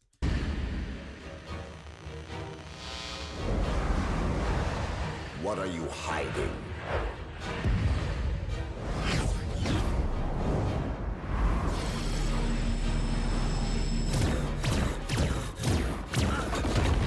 Tell me your secrets. I must end this. Yeah, James, this is my shit. Sprites, bruh.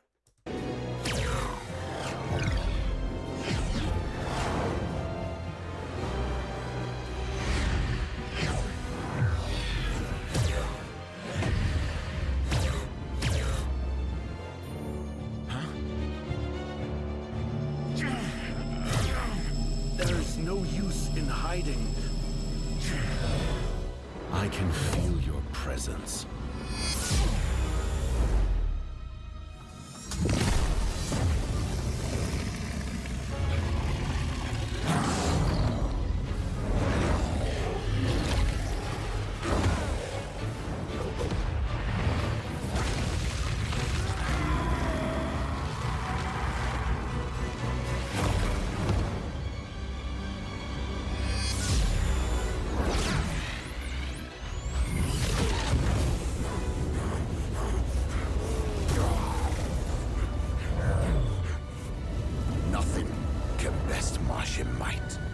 will is admirable, but will alone is not enough.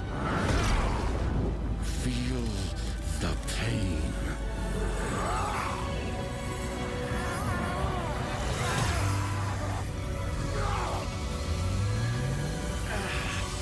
You and I possess the same knowledge. That only one of us can survive, and we know not why.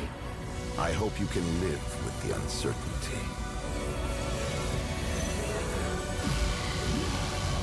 Victory comes with no certain satisfaction. I may never know why we were made to fight. If violence is ever truly justified, but perhaps there is something worthy in the battle. Myria. Something beyond my understanding.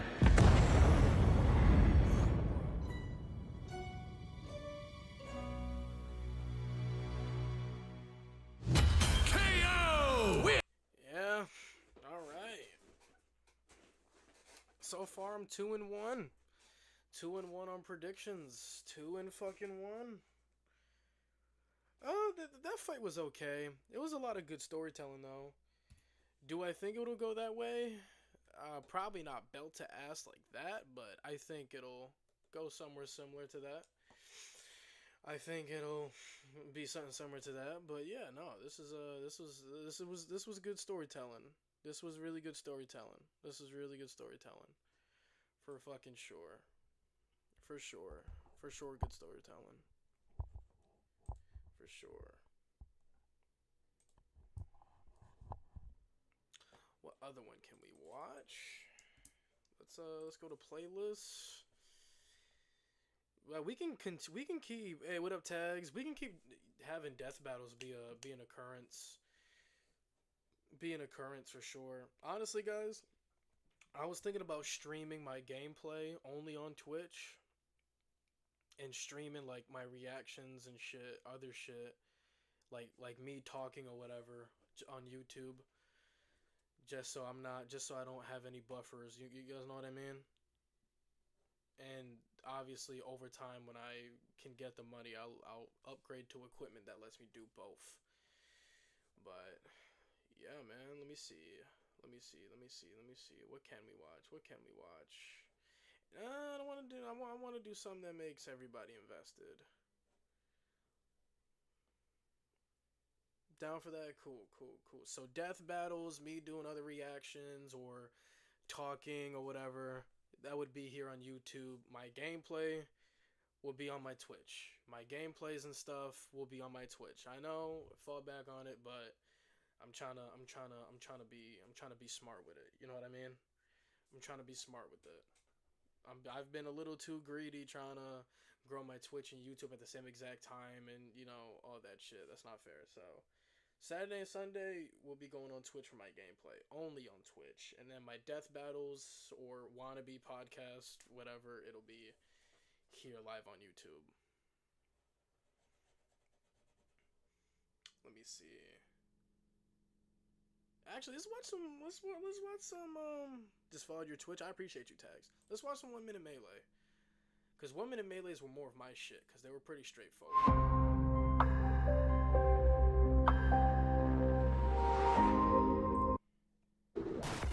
Alright. Who do we got? We got Little Mac versus Makunochi Ippo. Who do we have? I think I might lean towards Makunochi Ippo. So basically 1 Minute Melee, if y'all don't know, it's just straight hands for a minute. Straight hands for a minute. You don't know no backstory, no none of that. You're just showing up and we're going. So I'm going Makunochi Ippo. That's just me. Yeah, let me know what you got.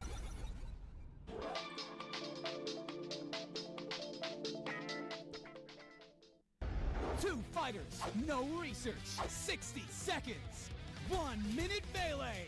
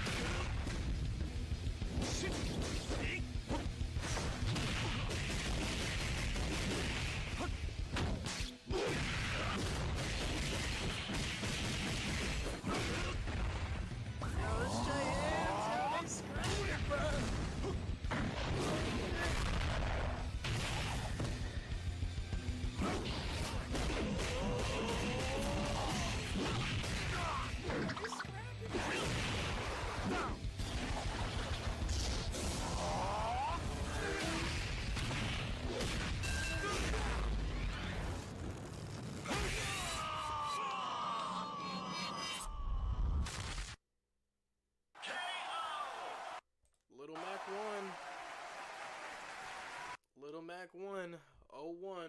How about y'all? I'm 0-1. I am 0-1. I am 0-1.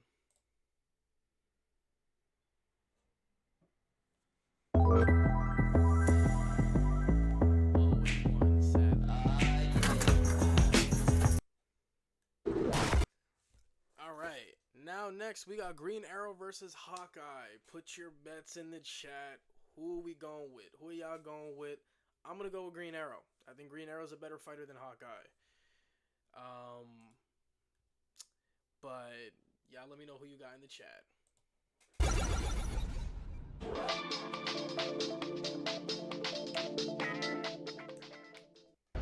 Two fighters, no research, 60 seconds, 1 minute melee.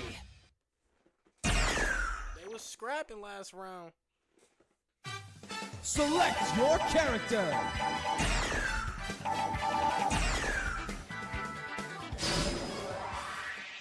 That's that Street Fighter Alpha 2 music.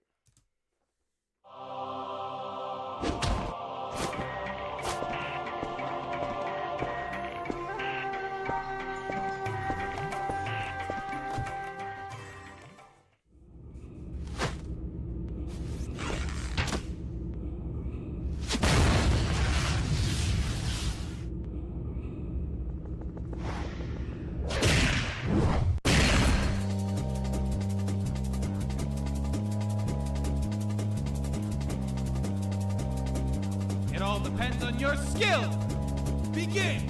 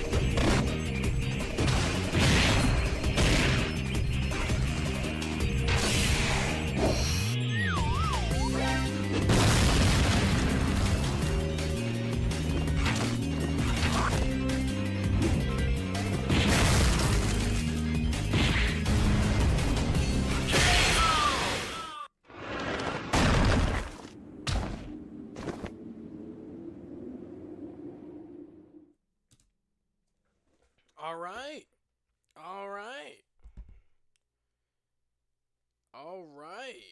I'm 1-1. What's everybody else's record? Green Arrow took that. 1-1. How we feeling? How we feeling? How we feeling? I'm 1-1.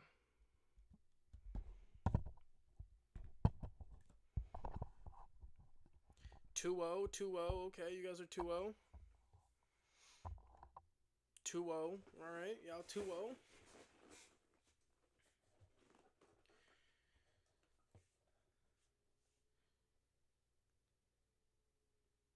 Alright, I like to see it. Let's go to the next one.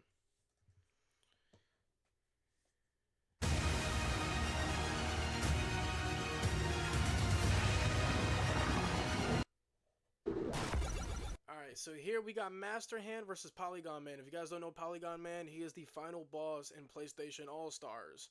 So Polygon Man can make his own characters like Nathan Drake and Sly Cooper and all that shit. Me personally, I don't give a fuck what y'all talking about. I'm going Master Hand. I think Master Hand has put a belt to ass. Put it down in the comments below. Let's do it, bro. Let's do it.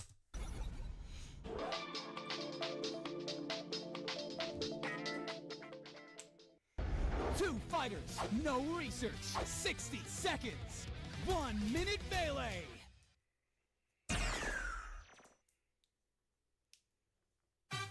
Select your character.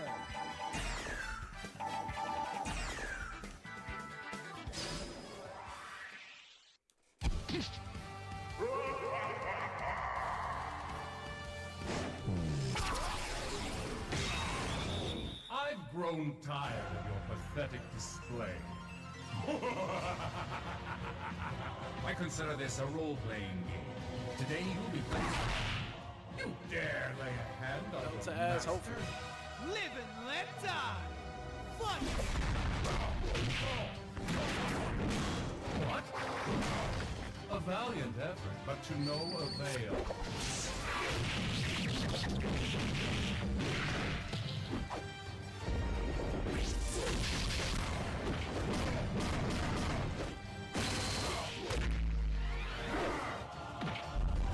Yo, hold on, wait. Did y'all expect this to be hands like this off rip? I wasn't expecting shit. I was like, oh man, this is probably gonna be a whack out. Nah, bro, this man Master Hand, bro, is fucking putting the beats right now, bro. He just picked up the Final Destination stage and went, bow, yo, what the fuck?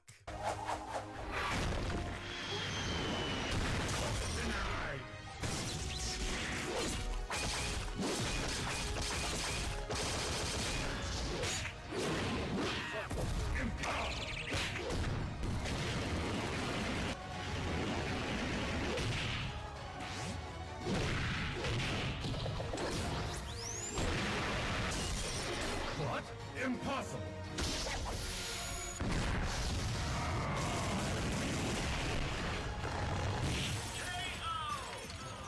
I ain't gonna lie, that was belt. That was belt. That was belt. That was some mean ass belt to ass. That was some mean ass belt to ass. Polygon Man had a really good combo. This is belt to ass. 2-1. 2-1. How we going? How we going with y'all overall records, man? Y'all let me know. 2-1. That was belt to ass though. But that was some good shit. That was some good shit though. What, we need Astrobot versus Sackboy? Bruh, Sackboy don't want them problems against Astrobot. He don't want them problems with Astrobot. The world will remember this day.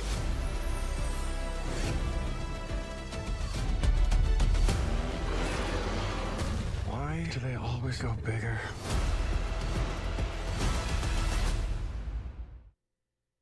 We just wanted to say thanks to Clash of Kings for sponsoring this episode of 1 Minute Melee. Do you have what it takes to stand? All right.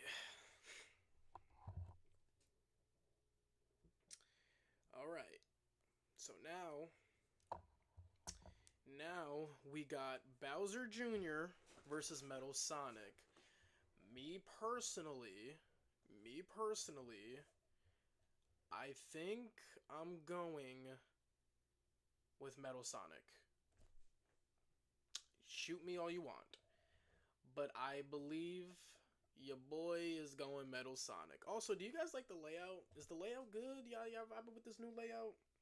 Want to do something new. But yes, I believe your boy is going Metal Sonic.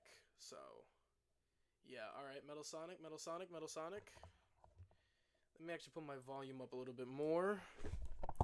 Metal Sonic. We got it? Cool. Let's go. And against lords and lead your army. The battles are epic, heroes are made, and glory is... Melee!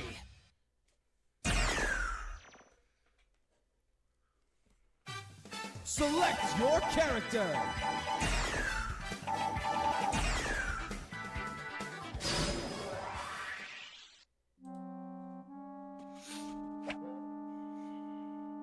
W setup, appreciate it.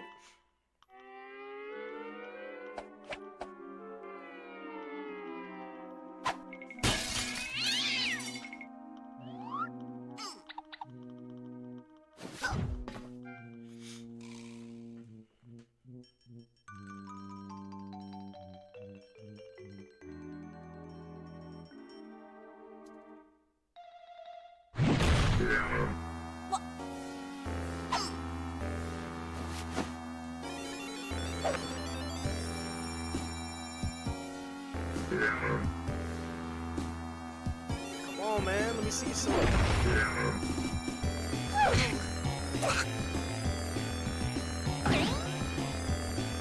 Go for broke. Here comes a new challenger. Worthless. All will tremble before me. What? You're doomed! Triumph or die! Engage! Die!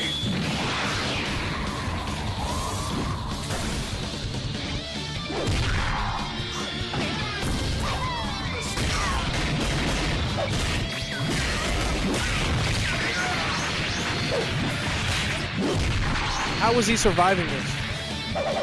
Is that your best?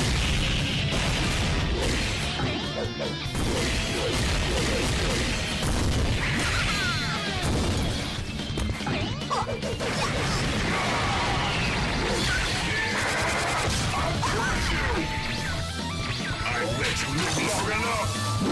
Die!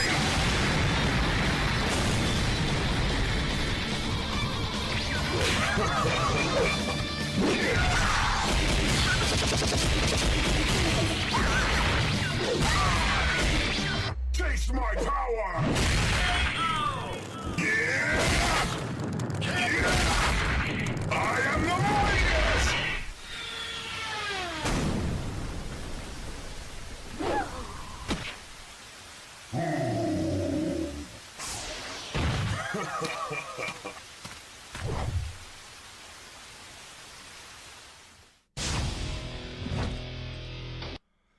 Bro, that...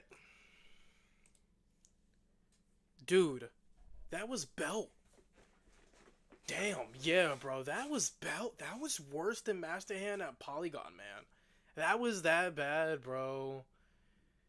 Dude, that was that fucking bad. That was that bad. Oh my god. Alright, so that's our fourth one. 3-1. 3-1. 3-1. What's our records looking like? Bro, Bowser Jr. didn't have a fucking chance. Bowser Jr. did not have a fucking chance. Yeah, that was like universe to ass. Bowser Jr. did not have a fucking chance. That was rough. Alright, let's get it. Now we're going BB Hood versus Peacock. So... The Got My Mortgage Mambo. For every step of the home buying process, Rhode Island Housing is there to help. A toast to our hero. Alright, so here we got BB Hood versus Peacock. Now, I'm not a big Darkstalkers guy. Maybe one day I'll deep dive into Darkstalkers. So I don't know too much about BB Hood. Me personally, I do love Skullgirls. Skullgirls is one of my favorite fighting games of all time. And I know a lot about Peacock. So I think I might just go Peacock for just because I know her more than I know BB Hood.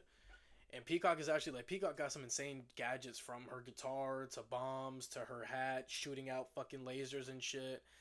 But, I don't know, man. Could wow us. But y'all let me know, man. Who we rocking with, bro? Y'all rocking with BB Hood or you rocking with Peacock, bro? Let's go.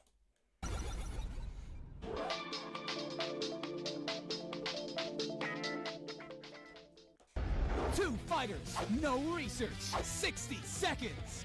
1 minute melee.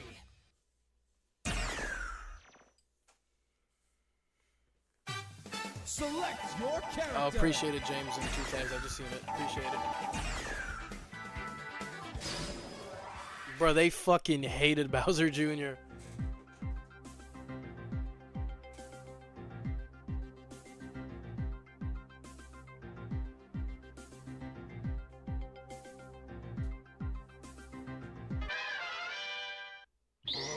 Horn cry!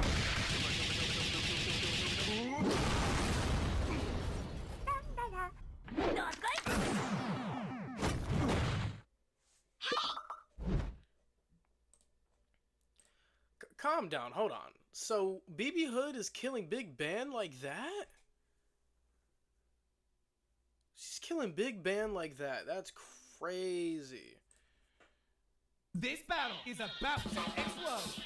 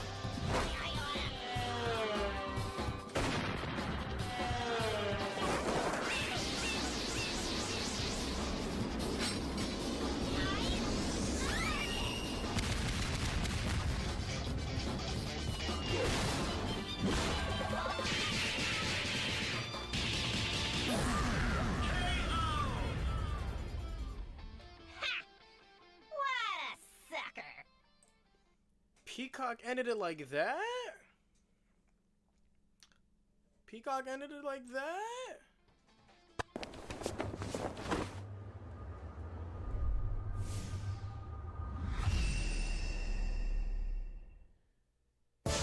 We got Miss Valentine in the back. That's crazy. Damn. Peacock got it like that. Alright. Alright.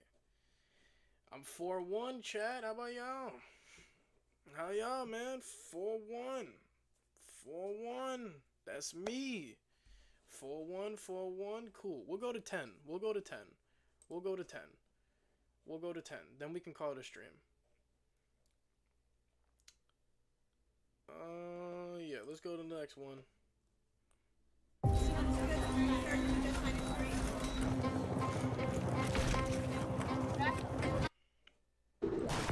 Now, I've never seen Samurai X, so by default, I'm going with Zoro. If you've seen Samurai X in the chat, y'all let me know how nice Kenshin is. Me personally, though, I am going to go Zoro. Y'all let me know which ones y'all going with. I'm 4-1. Let's see if I can end the thing good.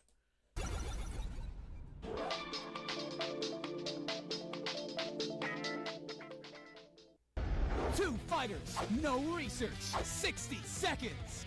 1 minute melee.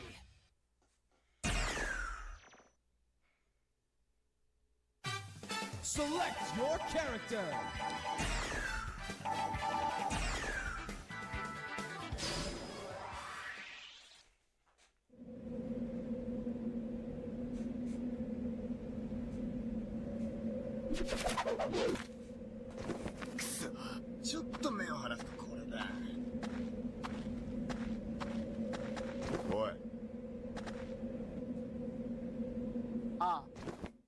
Ush.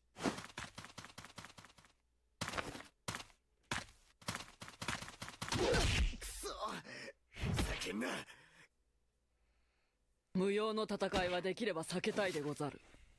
そこをどいてはくれぬか。この野郎。どうした？怪我するぜ。Live and let die. Fight.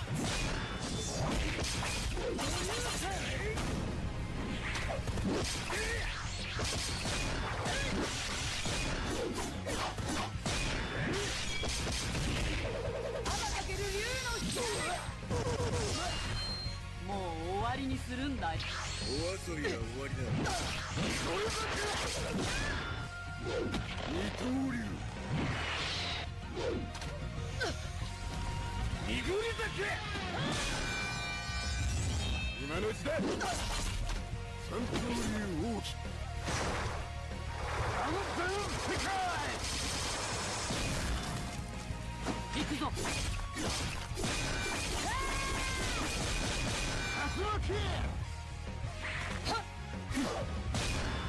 できね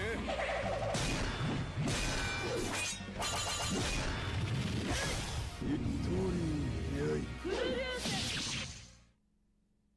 獅子孫孫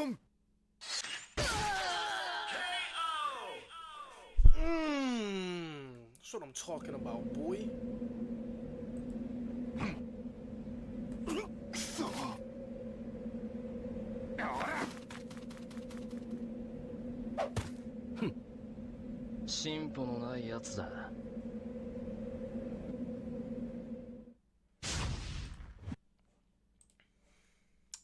All right, 5-1.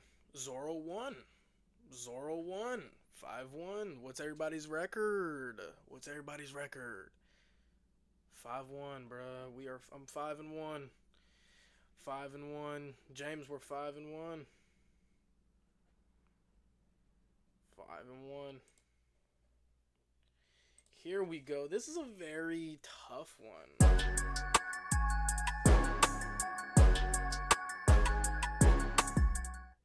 Si te dicen que los juegos del tricolor se ven mejor con carne a la parrilla, tú diles que sí. Y ven por tu Texas Double. Alright, we got Link versus Sora. Who y'all going with? I think Link is a better swordsman, but I think Sora got too much powers and abilities with that Keyblade. That's gonna fuck up Link. So I think I might go Sora.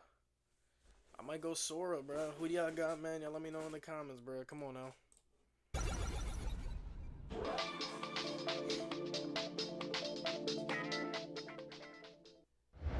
Two fighters, no research. 60 seconds. 1 minute melee.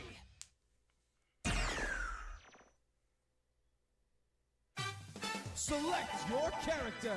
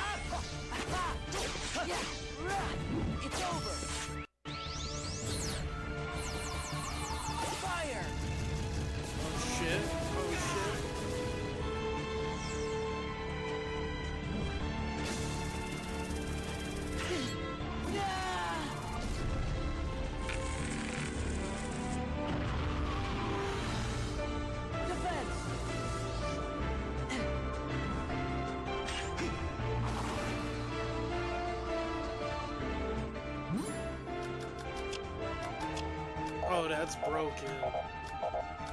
Light, give me strength. It's over. This is it.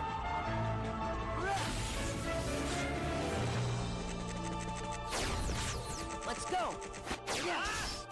Back off. Yeah. Take this.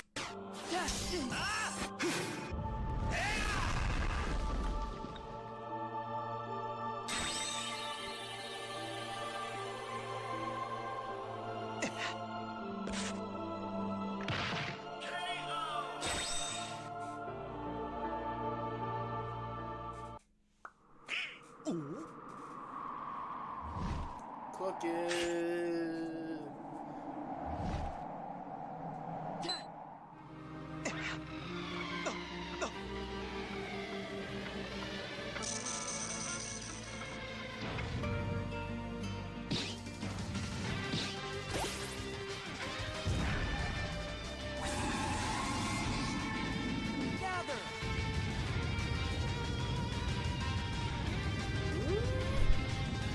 Okay. This is it.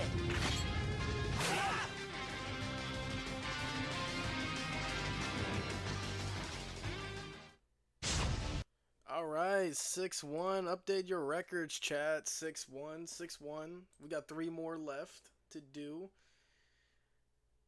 Oh, buddy, here we go. We got...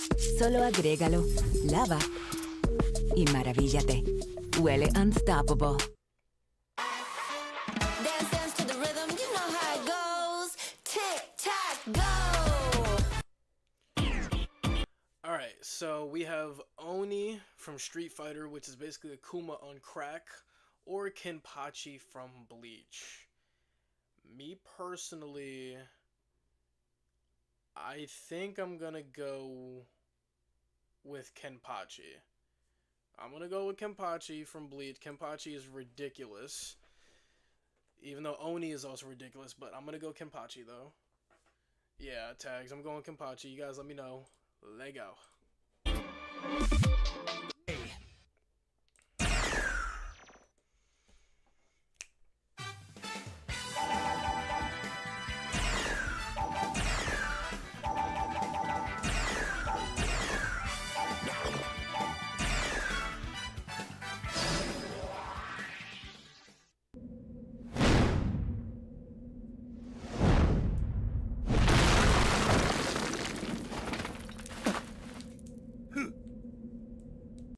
だけか。ここまでの男か。You prepared to die. Against you, I think I can fight with no restraints at all. 未だ人を超えることのできない未熟者めが。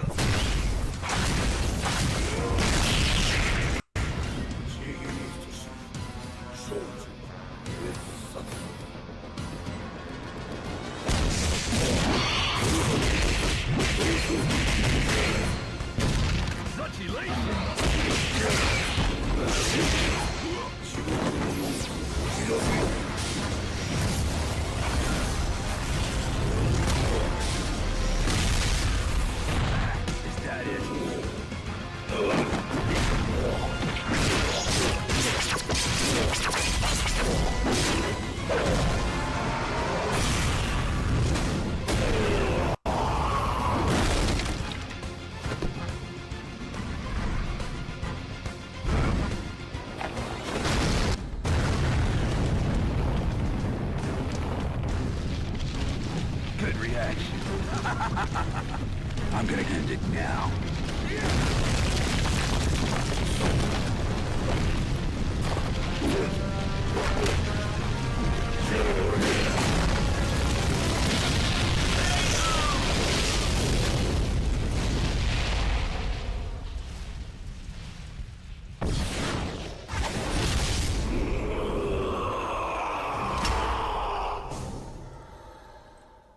Oni took that. I am now 6-2. I am now 6-2. Shit, I wasn't expecting that. I was not expecting that at all. He just punched Kenpachi's face through the fucking mountain. I'm 6-2 though. Yeah, let me know. What's y'all record, man? Damn. The world will remember this day.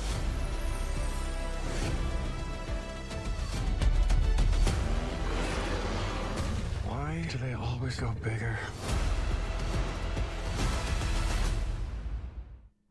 Screw attacks, amiibo cockfight. Alright, here we have Virgil versus Sephiroth. This is a little bit tough. This could make or break my record right now. Because 6-2 is pretty good, but 6-3 is like, ugh. So, I'm gonna go...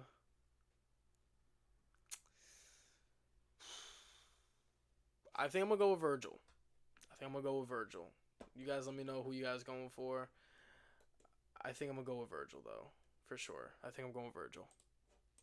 It returns in all its glory to the Addison Improv in Addison, Texas on Tuesday.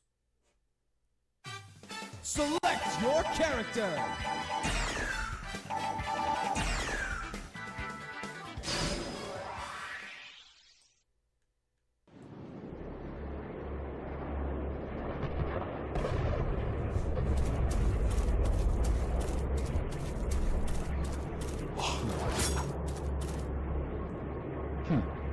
Well, that's an interesting sword you're carrying.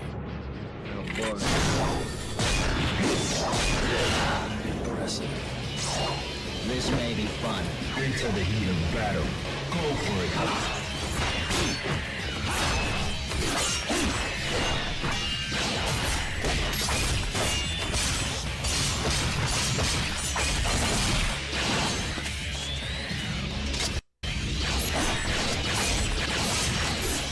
Too late for the next.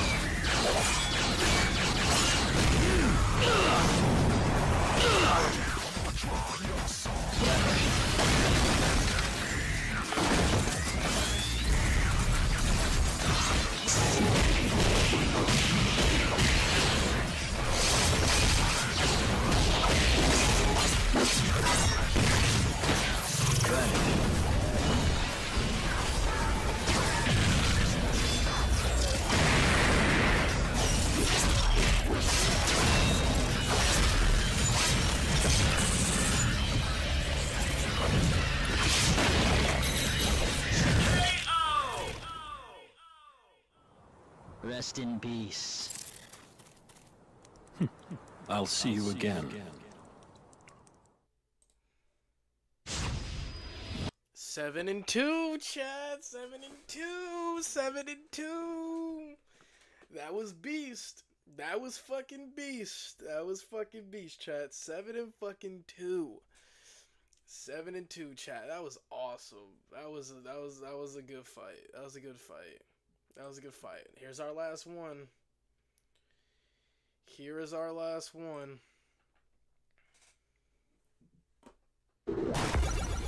We got Jotaro or Kenshiro from Fist of the North Star. This is a tough one. This is a tough one. I think I am going to go with Jotaro. As much as I want to go with Kenshiro, but because Kenshiro was fucking crazy, I think I might go Jotaro. I think I'm gonna go Jotaro. You guys let me know who you going for.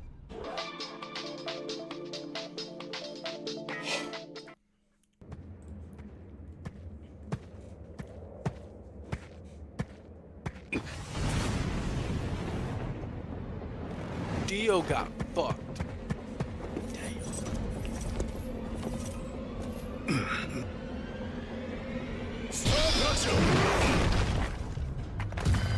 NANI?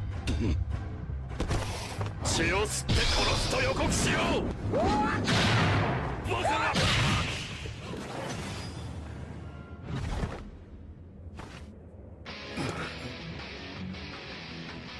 俺の北斗神拳は無敵だ。やれやれ、態度がでかいな。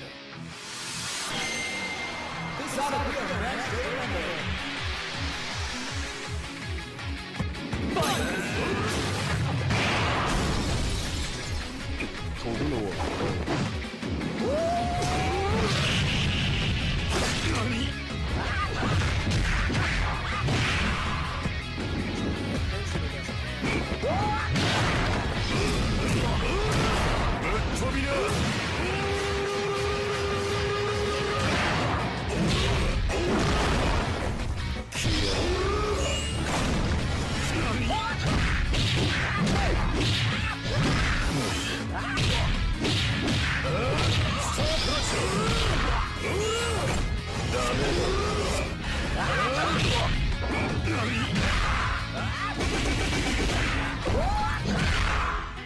どこから攻めても無意味。パワー比べをしてやるぞ。